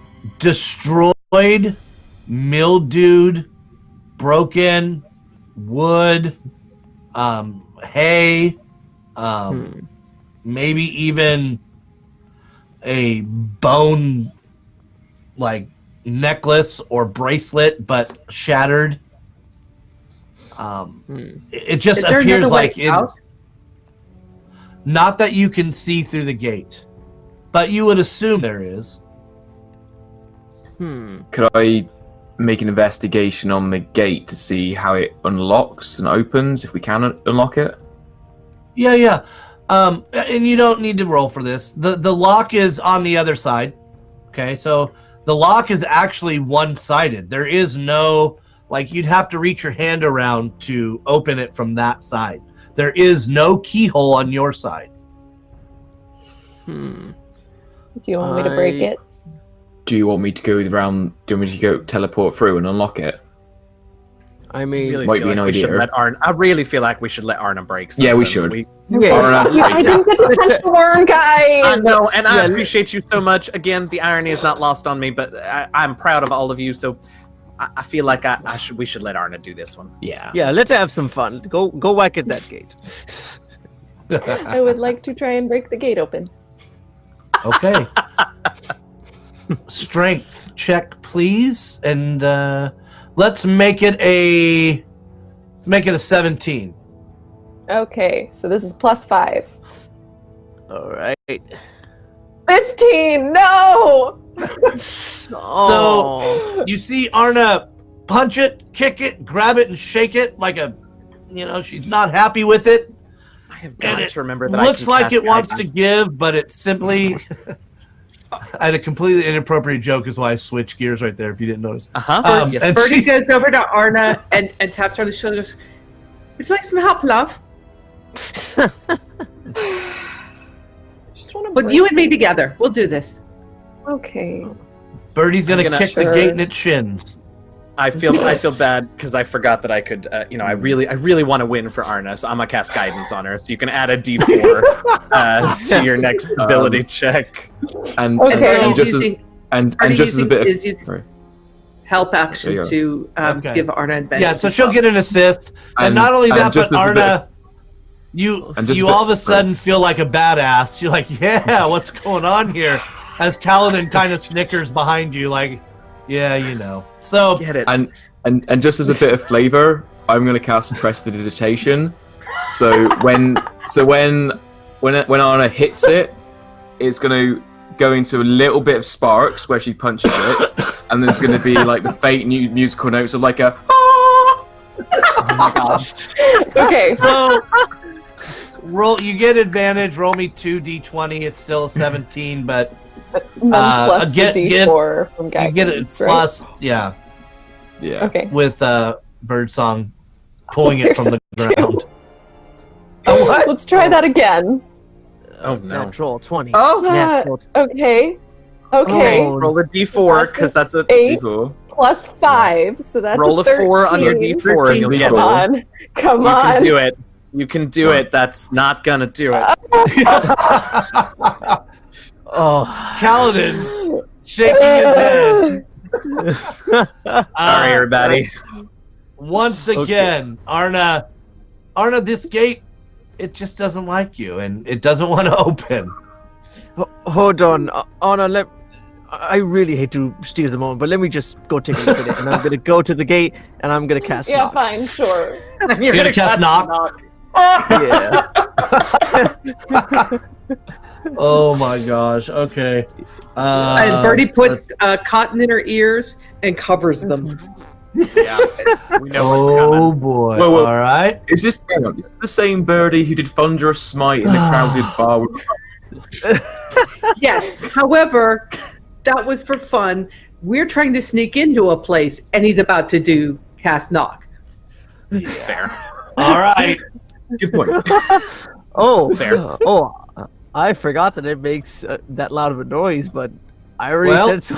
It's happening. Wait. You Do it anyway. have mage hands, yeah. The dwarf kind of Like, apologizes to Arna, and he walks up to this gate and goes, plink, boom, and this whole thing just kind of opens up. The gate flies back about 10 feet. Dust and rust and anything else in this room kind of uplifts and settles back down and falls down. You all kind of look like sugar cookies right now with all the dust that's fallen on you in the last 30 minutes or so. But the door's open. yeah, and Well, you there's still hear that, the at least. "Ah" from the presentation. And angels are singing from up high. But this time for Frederick. Sorry, Arna. Yeah. It's fine. It's fine. It's cool. No big deal. It's fine. Yeah, we'll get you a moment. Just don't worry. Something's gonna come out here, and you can beat the shit out of that. Don't That's worry. right. So, Cool. right. It's fine. No big And deal. before I move past the gate, I'm just gonna see if I can get something that might help us. So let's roll the 8. And oh, that's a 5. bag, I you think mean. let me just see what we get. Birdie's already And moved now- forward looking for a way upstairs. Oh, I now have a giant goat, so that is Giant goats. let me Named? see. Good, that fresh is- goat milk. That's always good. Oh, There you go. this is Moses, the giant goat. Moses. Fantastic. Yeah, gonna ride on up, and then And then you're Does going it to suppose burn his it. at toes some are point, right? roses. There it is. Oh, Moses my toes. God. Moses up Moses. Yeah, and I'm just gonna see if I can find just ride on forward and see if anything takes notice. Okay, well, it just so happens that when you walk into this place Oh no. and Oh, boy. you blow the door open, dust comes up and down, you are in the middle, actually, of casting and getting this goat. But guys, what you see No. as kind of the dust settles, it reveals to you 3 apparition. Excuse me? Yeah. Yeah, Go- what? You see ahead of you what appears to be 4 ghosts. Ooh. Okay. And they are humanoid ghosts. They're humans, or were. And the eerie shapes are taking form as they materialize after this dust kind of hits them, and they look like soldiers at some point. They look like Oh, no. they're in this storage area, and you get this, Kaladin, you get this, they're not at peace. You Oh, no. feel this aura of anger, of regret, of why are we no. still here? We shouldn't be here. And now roll initiative for me. Rochambeau for turn undead. Oh, yeah. What's that? I Roll Birdie looks initiative. at Kaladin and goes, Rochambeau for turn undead? Oh, Arna rolled a low initiative too. So did Oh Jerome. no. I wish you could look at these. I rolled a 1, a 1, a 1, and a 17. True story. Are you And I serious? rolled them all at the same time. Amazing. Wow. Fantastic. 1, 1, 1, and 17. Yeah. That's got to be weird, right? I That rolled is 3 5s on 1 dice. Oh my god. All right. Yeah, it was painful. What is All right, Jerome, what'd you roll? natural 1? Oh. Arna. 9. This is the slowest fight ever. Birdie. 19. 19. Frederick. That is 16. Copy that. Kaladin. 11. And let me roll for a 12 for Quinjava, who's probably just going to talk to the badger the whole time. All right, so as you walk in this room, you feel the presence of 4 ghosts, almost as if, they haven't seen a live thing in some time. And so they are coming after you. But Birdie, what would you like to do? Get a birdie.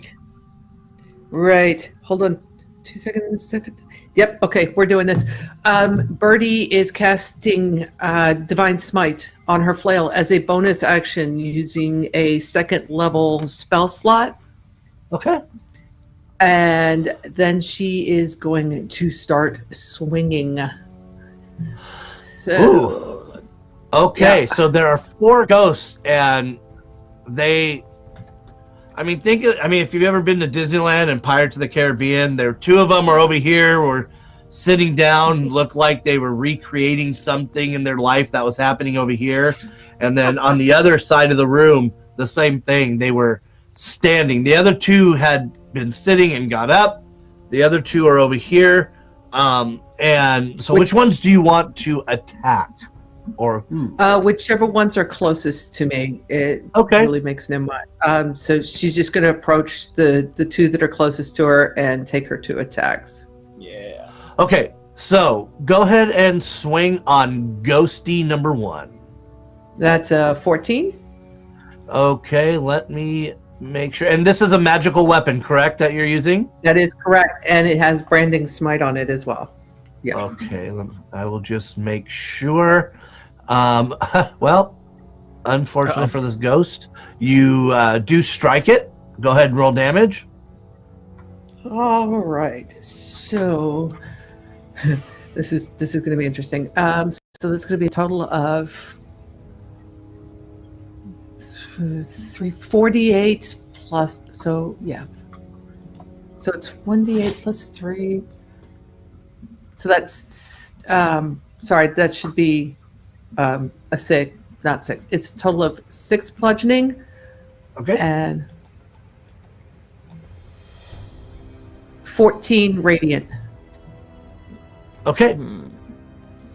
So, Bertie, you lash out with this magically imbued weapon, and even though it doesn't feel like you've struck this creature, as your weapon goes through the etherealness of it, it kind of sparks on its way through, and you see the ghost just back up, wait a second. It maybe has never felt like it's been hit before by something, but you can tell that you've damaged it.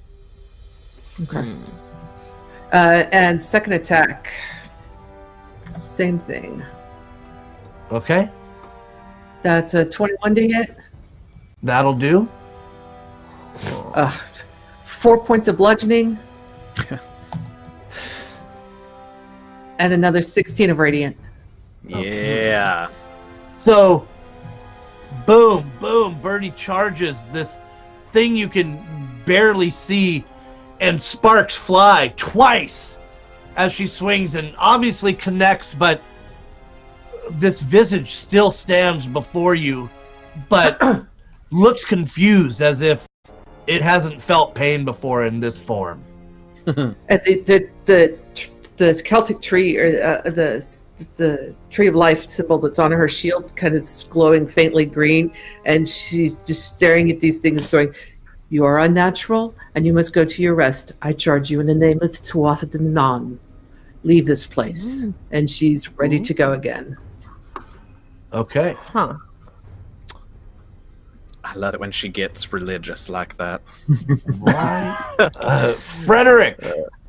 Okay. So, seeing this come up right as Moses is just in my vision, I'm going to hop on him, and I'm going to bonus action have him charge the one next to the one that Birdie's up against. And if there's about like how far away is he from my own position? Within the range of a 30 by 40 foot room, right? So he's within 20 feet of you. Okay, so I'm going to charge him, and he has to make. I'm going to use the ram action. So that's a +5 to hit. Let's see if I do that first. That is a 14. Okay, so you've charged. Give me one second. Right. I'm just looking for one thing in particular about this particular ghosty. I think, if I'm not mistaken, ghosts can only be hit by magical items. Is visible. Let me just check. I mean, I thought I saw it, but I'm not seeing it right now. So if I have to retcon it, I will. But at this point, Off okay, the top I'll of my allow. head, So I you think they're- charge into this thing. But Off the top of my head, they're resistant, not immune, if I remember correctly. yeah, yep. Okay. They have a lot of resistances. Yeah, right. Okay, so Frederick, you go charging into which ghost? There's 4 of them. There's 2 that Birdie's in front of, and there's 2 on the other side of the room. I'll go for the one on opposite side then. I'll go for those. Okay, so perfect. So as you see Birdie take 2 very large swings and just strike this ghost with sparks flying and her shield glowing as she's calling out to her god, you jump on your line and you turn and you charge and you ram, hitting this ghost. I think you rolled a 14, did you say? Yes, and they have to make a DC a DC 13 strength saving throw or be knocked prone. Okay. And and let me roll the damage on that. It's 4d4 plus 3. So I need to just do that on the ND roller on the side here.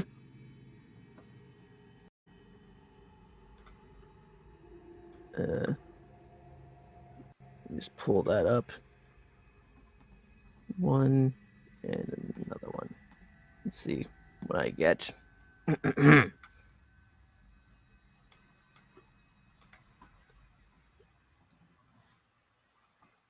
Oh.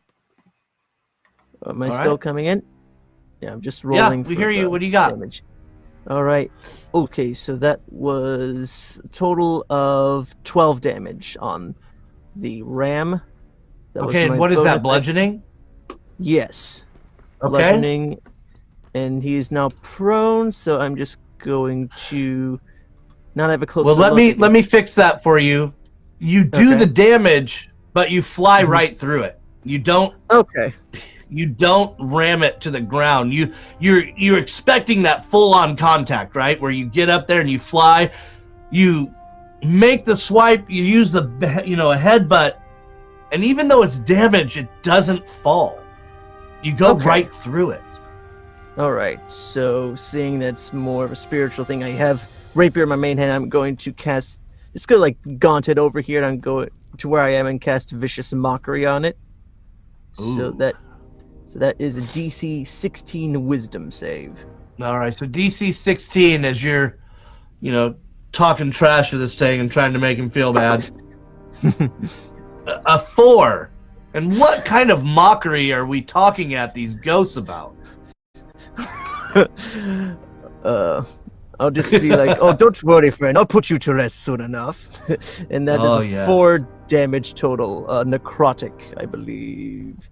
All right. That will work. Psychic, I think. So psychic, okay. Yep, so you guys see Frederick charge on the lion, fully expecting to knock this ghost to the ground, but they go through it, but you still see a wince, a pain look on the ghosts. Again, these ghosts are dressed as soldiers, as perhaps you even recognize the insignia of the shield lands on one of their shoulders. But these 2 guys have been hurt. So Frederick, you're actually on the other side of them now, closest to a wall. Which is, if we don't have any more, Quinjava is going to attack one of the ghosts with her magic. I think does she have a staff, or what does she have? I can tell you, 'cause I've got her sheet in front of me. Hang on. Thank you. Yeah, and that ghost that I cast Vicious Mockery has disadvantage on the next attack. So perfect.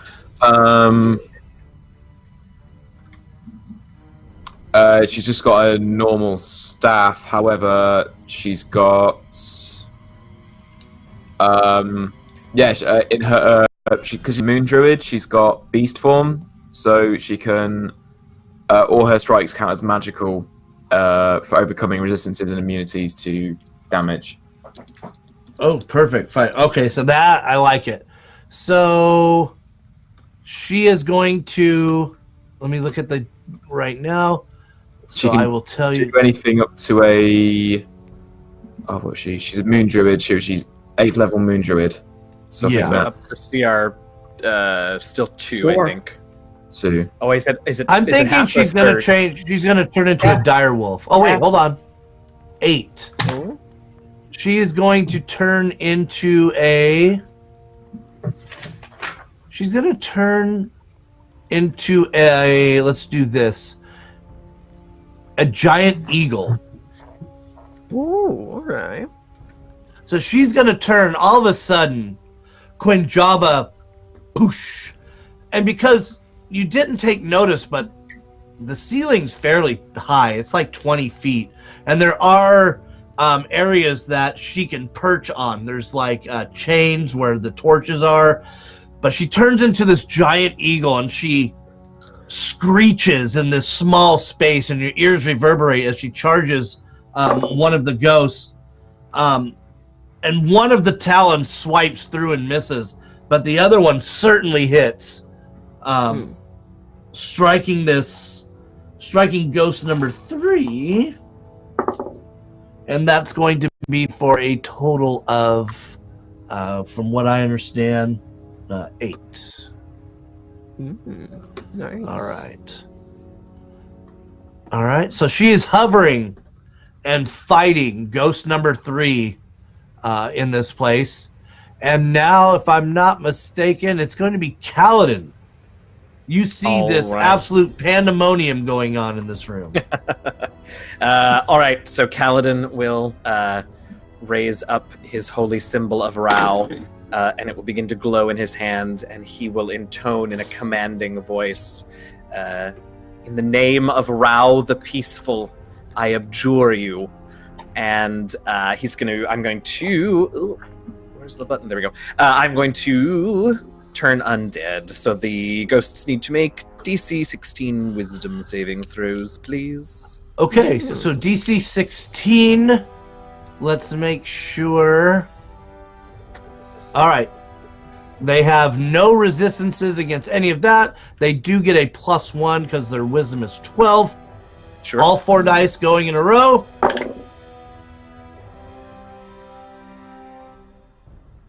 And Mr. Kaladin? Yes. Not one of them makes their saving throw. Oh, goodbye, ghosties. Goodbye, ghosties. All right, so for the next 1 minute or until any of them take damage, don't hit them. I know I say it all the time, but this time for real, please. A turn creature must spend its turns trying to move as far away from me as it can. It can't willingly move to a space within 30 feet of me. It can't take reactions, and for its action, it can only use the dash action or try to escape from an effect that prevents it from moving. If there's nowhere to move, which since they're incorporeal, they can move through walls, so there won't be nowhere to move. But should they find a place they can't move through, they can take the dodge action. And if they are CR level 1 or lower, they are automatically destroyed. Oh yes, that also. I don't remember what CR So does. they are higher than CR1. Okay. And as Kaladin, as you cast this spell and they all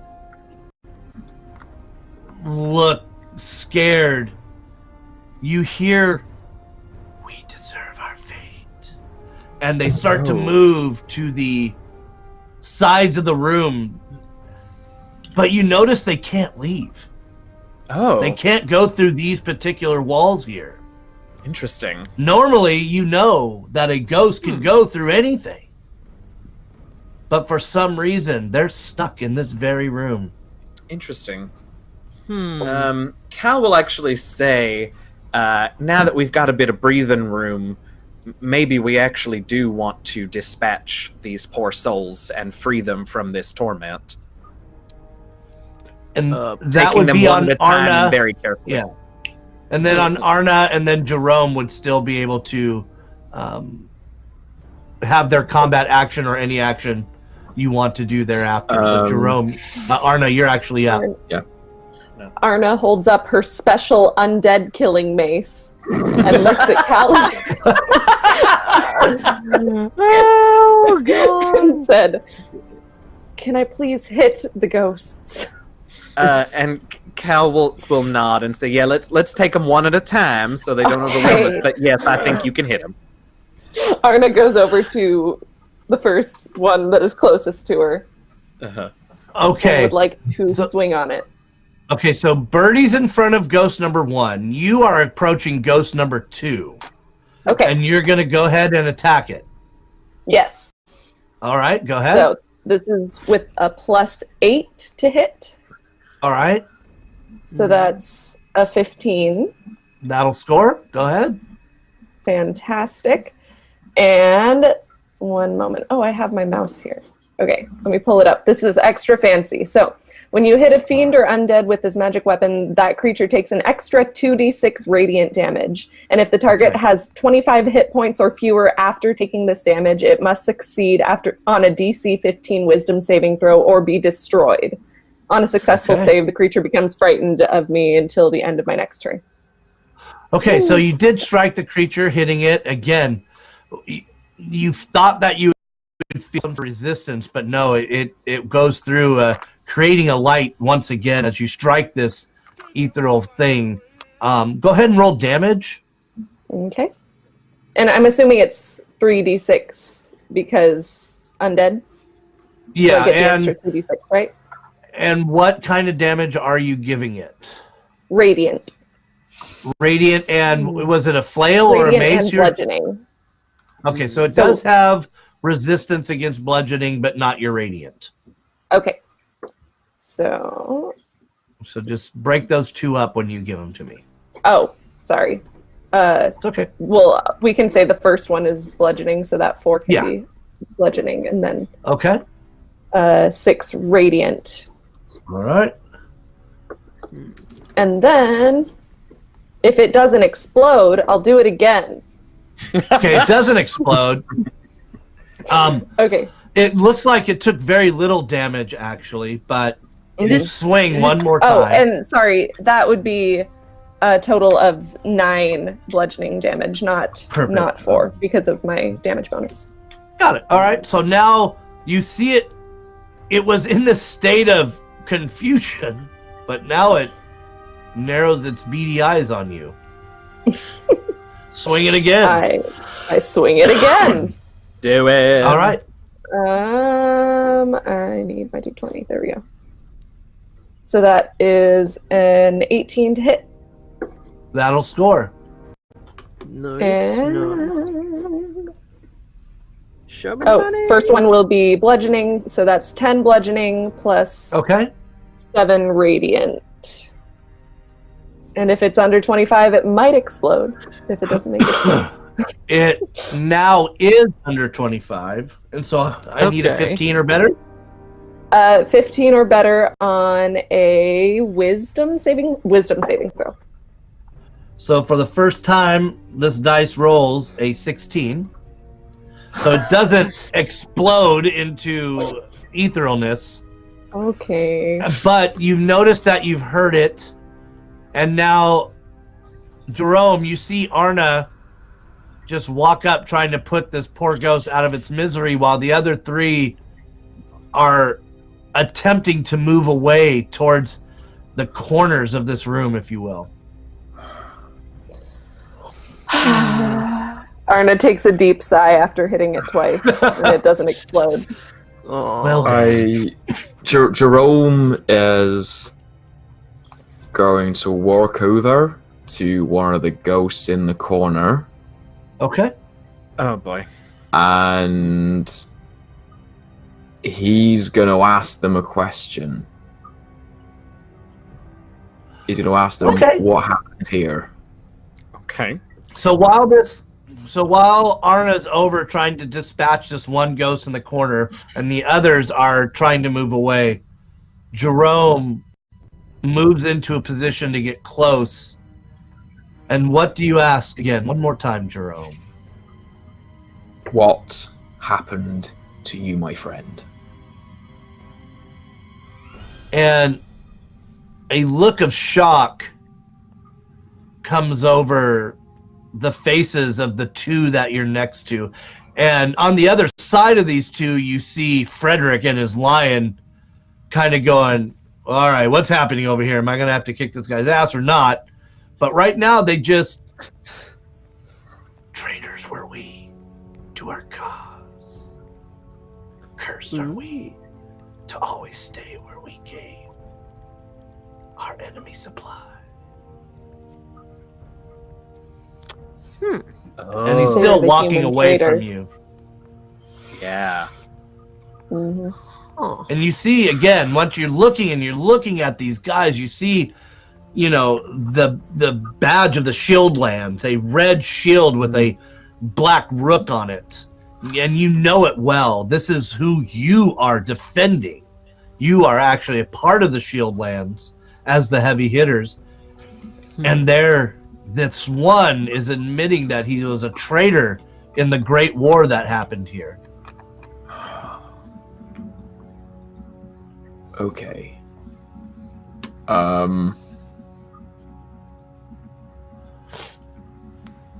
Okay. All right. Cool.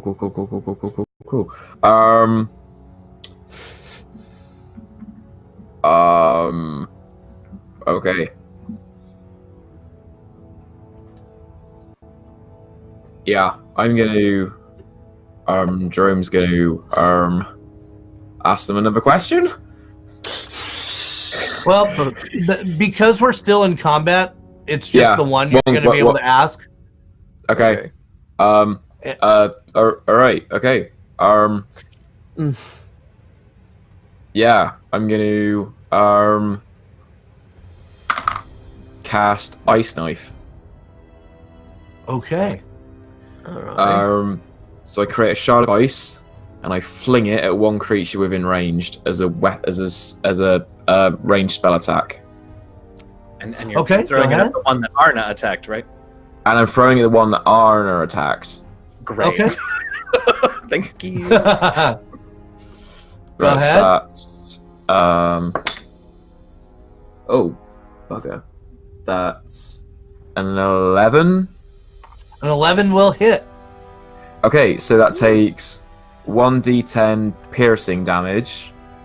Okay. And then every creature within 5 feet must succeed a dexterity saving throw of 16. Or take damage. Or take 2d6 cold damage as the knife then shatters out. Okay. All right. So roll damage against the ghost you just attacked. All right, so that's that's a d10. Yes. Oh yeah, that was crap. 1 point of piercing damage. All right.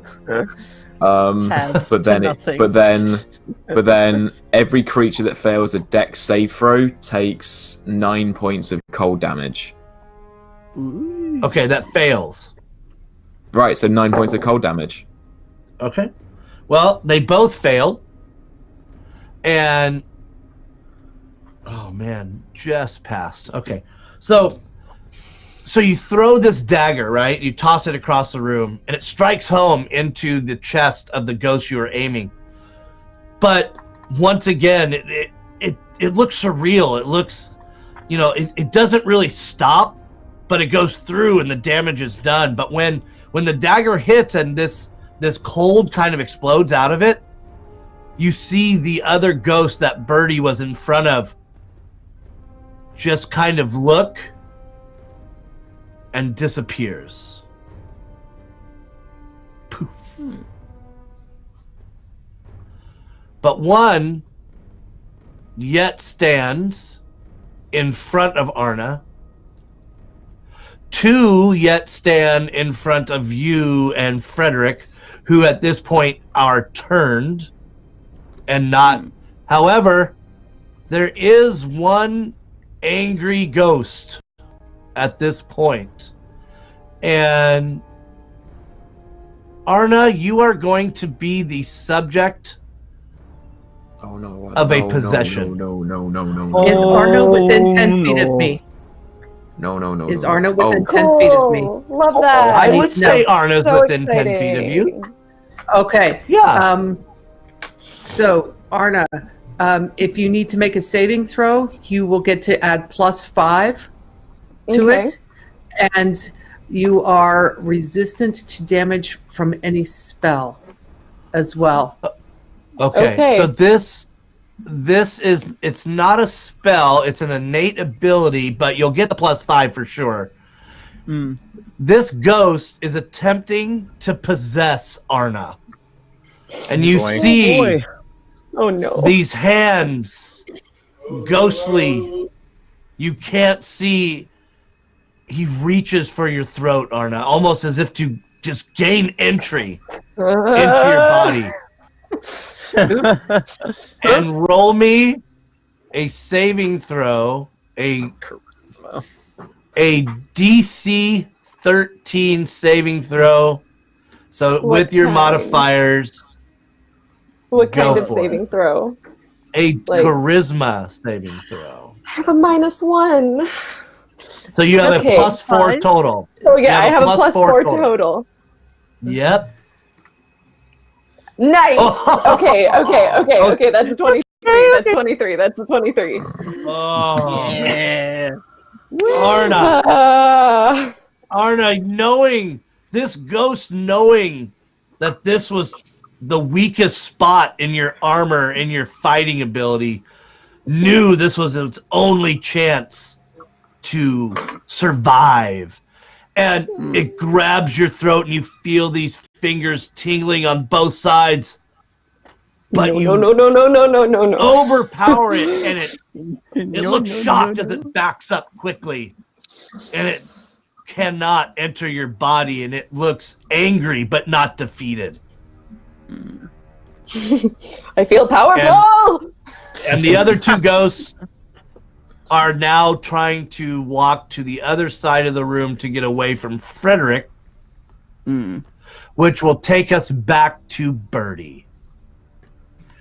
All right. Well, because I know that there's one within melee range of me because Arna is close, I'm going to attack that Yep. one.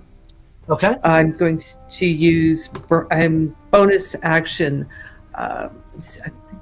Bonus action. She takes one of the prayer beads in her necklace and whispers another prayer, branding smite on the flail, so the glow just gets a little bit brighter with this kind of fairy fire radiance to it, and she is going to start swinging.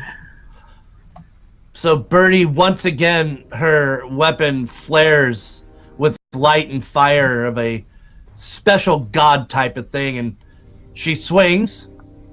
That's a 23 to hit Ooh. So she swings for 9 bludgeoning and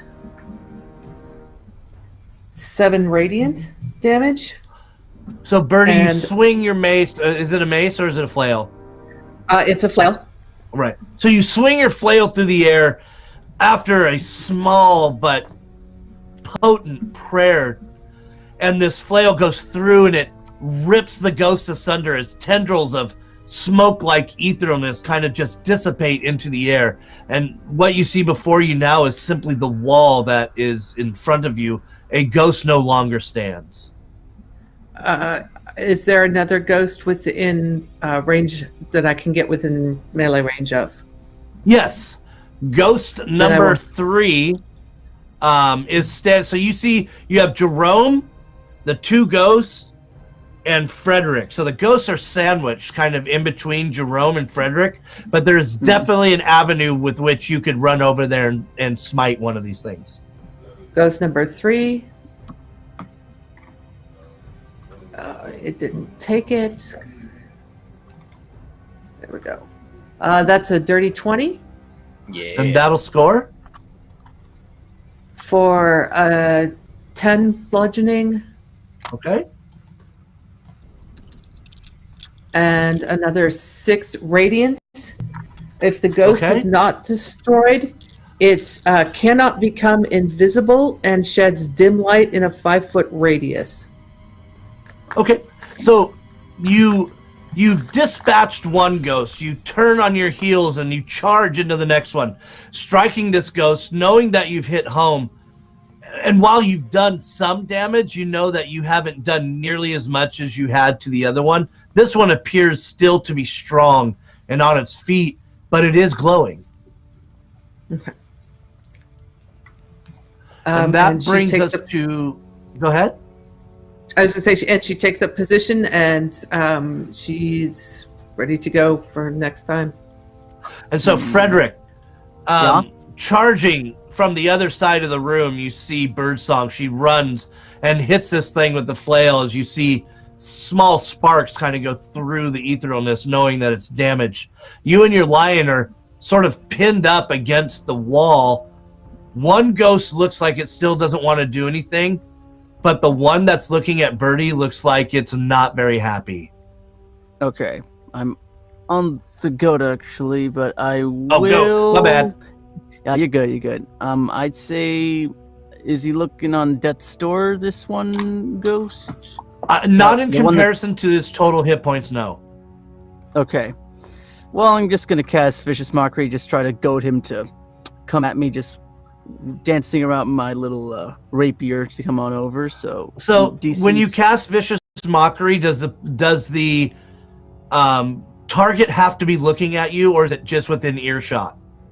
Yeah, it says if the target can hear you, though it does not need to understand you, it just needs to hear me. It doesn't need to see me. So perfect. So that'll work. What save do I need to make?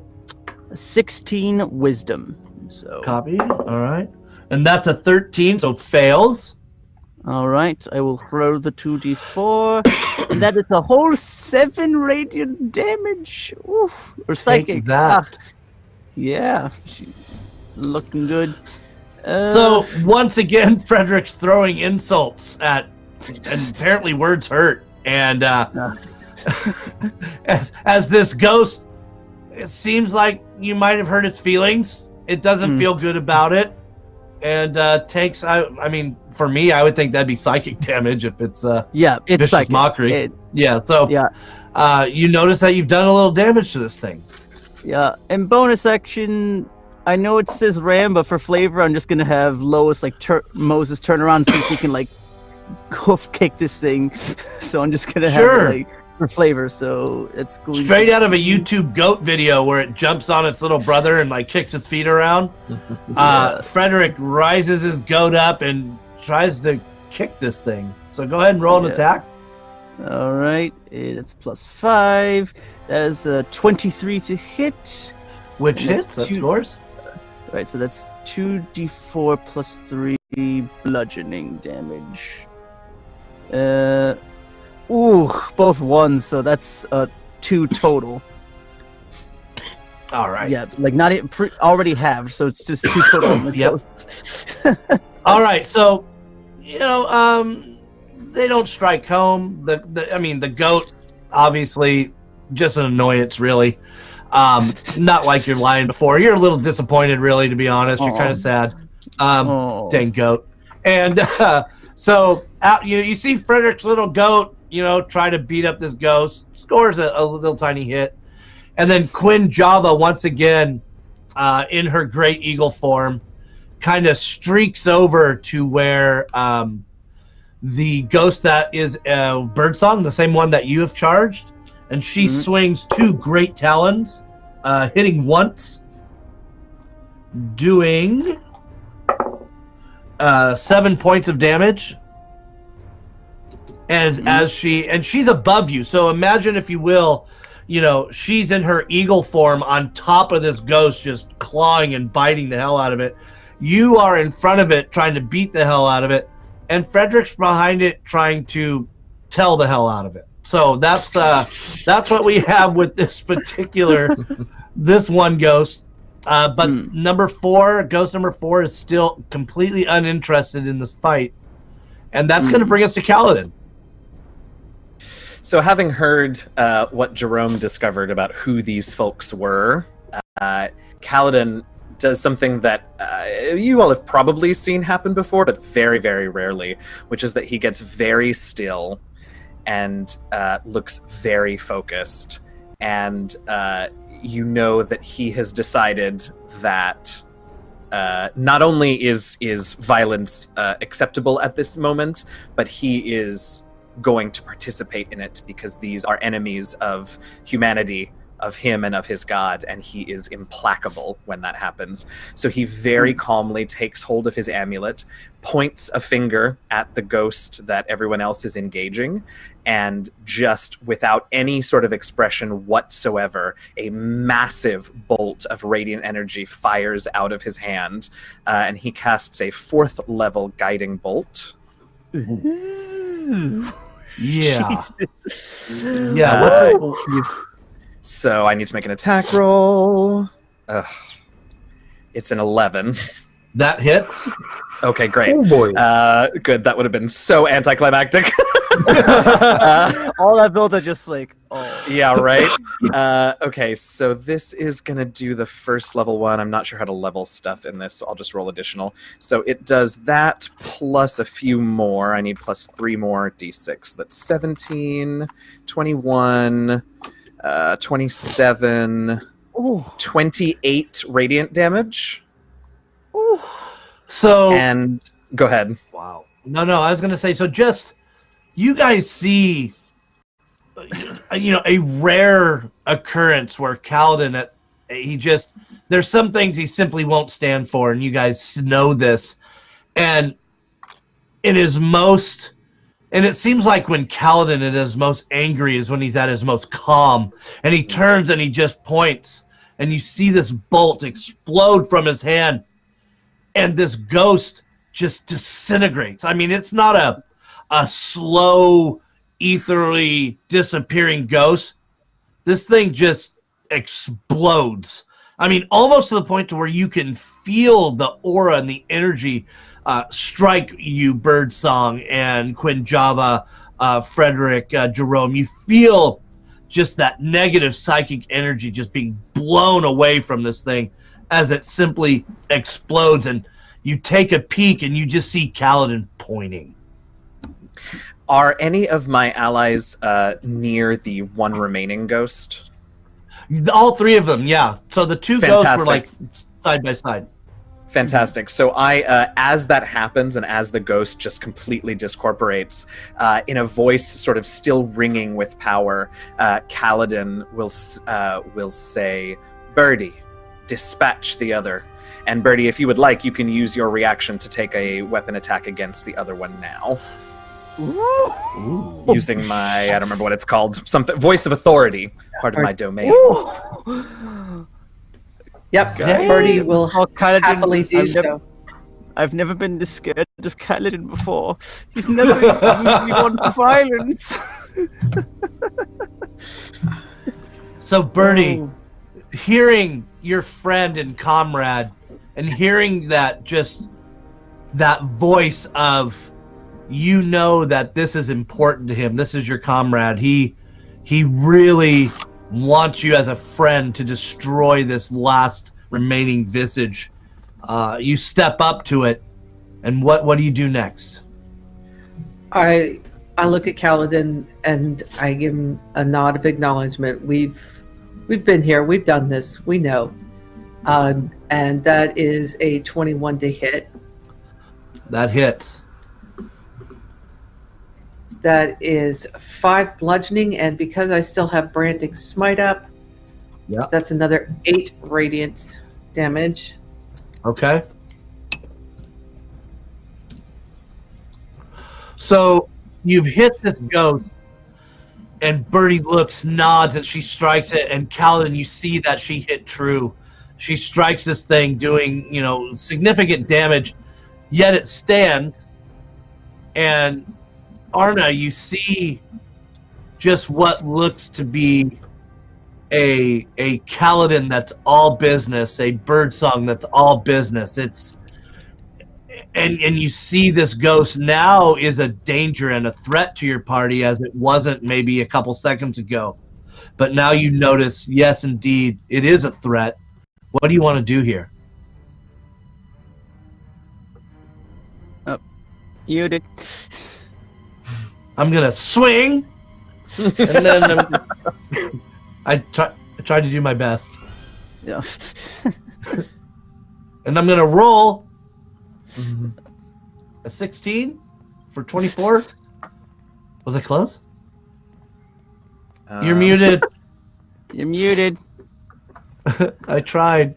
I think she's just I've been something's talking wrong. this whole time. Oh, she's back. I was doing your voice. I was doing your voiceover work. We had it. Okay, Oh. okay. I said, You're and I really swing, and I Yes. roll a 16 and 24. All right, alrighty. So Okay. you charge over, and you're gonna swing at this thing. Yes, she kind All of right. lets out a cry, swings her mace at it, and that's a 24 to hit. I read that. So there's the 1d6 for the bludgeoning, so that's 10 total bludgeoning. Okay. And then 2 more radiant, so that's 7 radiant. And if it's under 25, it has to make the save or it explodes. Unfortunately for you, it's at 25. Wait, let me look at the description really quick. If the target has 25 hit points or fewer. Okay. Yay, wording. All right. What do I need to roll? DC 15 wisdom save. All right, +1. Blow up, ghost. Blow up, ghost. I rolled an 11 total. Yeah! Exploding So, ghosts. and it seems, Kaladin, that once your friends and comrades know that this is important to you, that it gives them more vigor as they charge over and they dispatch these 2 ghosts, you knowing that they've had your back for some time, knowing how important this is, and they've dispatched, and now there's nothing left in this room except you weren't able to see before, but there are, in fact, 4 dead bodies, skeletons, that are scattered amongst the ground. They didn't land particularly straight, but there are 4 skeletons in this room that you assume were the 4 ghosts. And Kaladin, these 4 ghosts and party, they're no longer. You are now in a room that you are understanding what the importance of this room was and why the battle with Ayus lasted as long as it did, and why so many more people died than who needed to. It was because of traitors like these that were sending creatures, goblins, supplies to the enemy to help them fight this war that they almost won. And you know that you are in the absolute beginning of this traitorous area.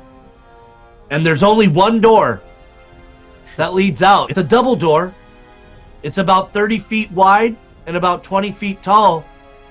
But you're not going to know what's on the other side till next week.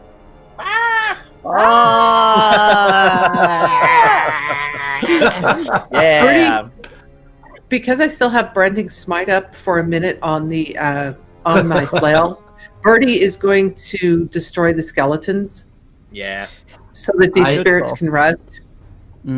I think that is a fair thing to do. So Birdie, you go and you kind of make mincemeat of these skeletons, turning them into dust. Perhaps even though they are departed traitors, maybe even saying a prayer over them. Yeah, she does. She's they've been punished, and it's now time for the gods to judge them. And so she's releasing their spirits by destroying their bones. And Kaladin and Birdsong, you feel this negative energy sort of leave this place. You knew right when you walked in, like you felt it. You felt that negative aura. But you feel now a neutral feeling. It's not a good place still, but it's no longer a bad and evil room where, denizens lie. It's simply a room. That'll do for now. And that'll do, pig. That'll do. If only Frankfurt were out. Oh my. Well, honestly, guys, if there's anybody that can make a long ass tunnel exciting, it's you. So thank you for dealing with that. Yeah. You had to understand, though, there was 120 miles between the 2 keeps. Yeah. You had to get there somehow. Absolutely. But you made that super exciting. That's a testament to your guys' awesomeness. So thank you for that. Why don't we go ahead and once again just kind of tell everybody, who we are. And I really love when you tell us about all the other games you're in so we can come watch you there as well. because you guys are super fun. So please brag a little and tell us where we can watch you and who you are and all those things. Who first? Not everybody at Sorry. once, y'all. Right. Cleric, let's see you. Cleric. Yes. Sorry. Kids and dogs. Oh. Hi, I'm Kat. I'm that cleric of Cord. I play games on the internet. You can find me. See, next time will be Sunday night on the Arcana Code, playing Trixie, who is a Phaelach. Her patron is a fellow by the name of Robin Goodfellow, also known as Puck to some. They are currently in the Underdark, hoping to relieve a party member from a curse and trying to find a gatekeeper. And it's interesting. It's interesting. It's a lot of fun. Mondays, back here on Encounter Roleplay, Inquisitor, 40K, Mutants and Masterminds, brought in a new character just this week, who is a Adeptus Mechanicus, Genitor Allocasis, who the rest of the party is not quite so sure about, given their curiosity towards things Xeno and dangerous. Let's see, where else am I? Tuesday night. Yes, Madbird streams for an all evil campaign with my Tiefling Sorcerer. Wednesdays I don't do it. Wednesdays are my day off. I adult on Wednesdays. Thursdays, back here in Counter Roleplay, 5 p.m. Eastern for Deck of Many Worlds, the viewer game. For anybody that wants to come join us, go to the discourse, go to Counter Roleplay through the discourse. The link will be in the chat. And you can sign up to join us and play. And then after that, we do Nibiru. We are playtesting an RPG that is set in a dystopian space sphere. It's very different than anything I've ever played or seen, and it is amazing. So come join us this next week as we get working on that. And then Fridays I'm back here. Awesome. Tonight. That's so cool. Sorry. One more. Tonight, Grimjack. We are doing Summer at Wood Lake. Basically, it's a bunch of teenagers doing Cabin in the Woods. It's going to be fun. It's great. We have so many awesome people playing. Laf Lindy's going to be there. Maladale is going to be there. Just everybody's going to be there. Grimjack will be there. It's going to be great. Come join us. It's awesome. Great horror around the campfire kind of storytelling tonight. And that is at 6 p.m. Nice. 6 p.m. Pacific, 9 p.m. Eastern. Philly, you are up, my dear. What do you got? Hi, I'm Sophie at Frillyfia, and you can find me on Twitter and most platforms at Frillyfia. And I don't do a ton of streamed games. I do this one and another one on Encounter RP, the Siren's Medal, a Ghost of Saltmarsh campaign. And in that campaign, I play Little Bird, the Kenku warlock, and she is a delight. She makes up for her lack of words with her glowing personality, and she's a delight. But yeah, you can come say hi on Twitter. I tweet about my life and D&D, a lot of D&D. Yeah, the usual. Nice.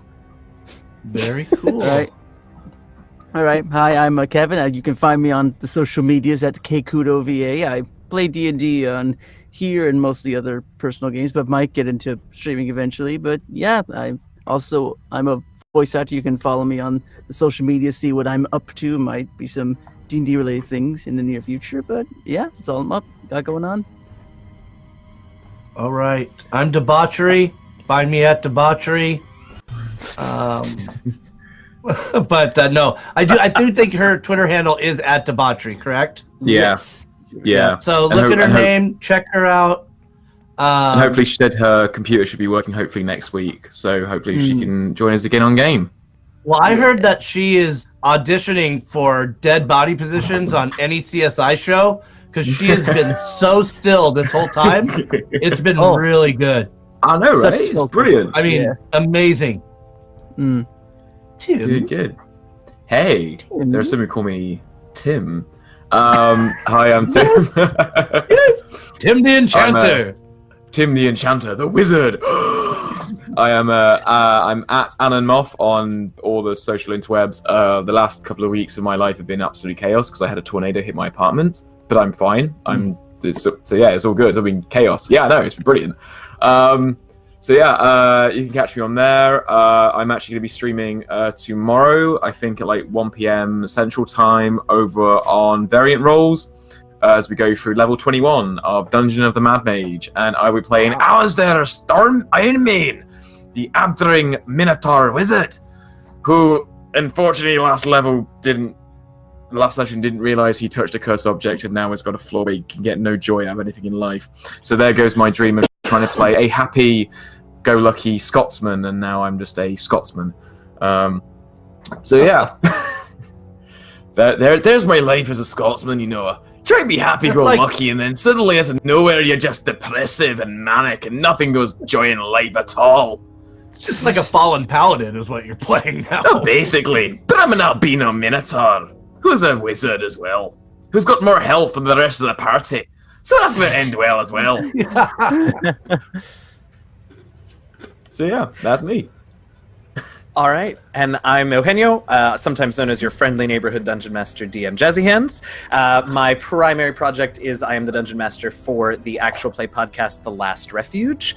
We are coming up on our 2-year anniversary in July, so a lot of stuff to catch up on if you want to jump in, but also a lot of fun stuff, I think, and we have some like season recap episodes and stuff that you can use to sort of skip forward. We've got some super exciting stuff coming up for our anniversary in July. We're doing a big giveaway, partnered with some cool people that we haven't announced yet, so I can't talk too much about it, but check us out at DND Last Refuge on Twitter or our website dndlastrefuge.com. In terms of streaming, the next time you can find me is on Sunday at 6 p.m. Eastern Time. I'm the Dungeon Master for Gratuitous RP. They are a 12th level party that's hopping around, plane hopping, and have just recently settled back into the Sword Coast in Faerun in the Forgotten Realms. And this Sunday we're going to be finishing up. I pulled one of the adventures from the incredible Uncaged anthology that was released not too long ago on the DM's Guild. We're using Judy Black's really awesome adventure called Ghastly Grins. So come check us out and see how that adventure finishes out, and then maybe you'll wanna buy that product because it's awesome. Mondays, starting this coming Monday, I'm gonna also be DMing a show on the Greyhawk channel called The Brenton Files: Monsters and Myths, about a sort of misfit bunch of monster hunters who are relegated to the backwaters of nowhere to a sleepy town because they kind of messed up. And of course, it turns out to be not the sleepy town that their superiors thought it was. So that's on Mondays from 1 to 4 p.m. Eastern on the Greyhawk channel. I feel like there's another one. Oh, I'm also doing a Variant Roles show, but that doesn't start till June 10th, so I'll tell you about that next week. And then, of course, you can find me here on Fridays. Follow me on social media. My Twitter is at DMJazzyHands. You can follow me on Instagram if you want, but it's not very interesting, so stick to Twitter. That's all. Wow. No, so Kevin Hitt here, Kevin_Hitt on Twitter. I am an esports journalist by trade, a watchdog journalist where I write about all the wrongdoings that people do out there in the wide world of esports. But on Fridays, you can catch me here being carried by this awesome cast of entertaining folks where we just get together for 3.5 hours and rule the world for a day. I could not be more happy that we've got this group. Again, you guys are amazing, and with this whole resurgence of D&D going, I hope that you'll all tell your friends and tell people to come on over and, you know, relive those late 80s, early 90s days that we all know so well. Well, at least some of us. And but seriously, great time today.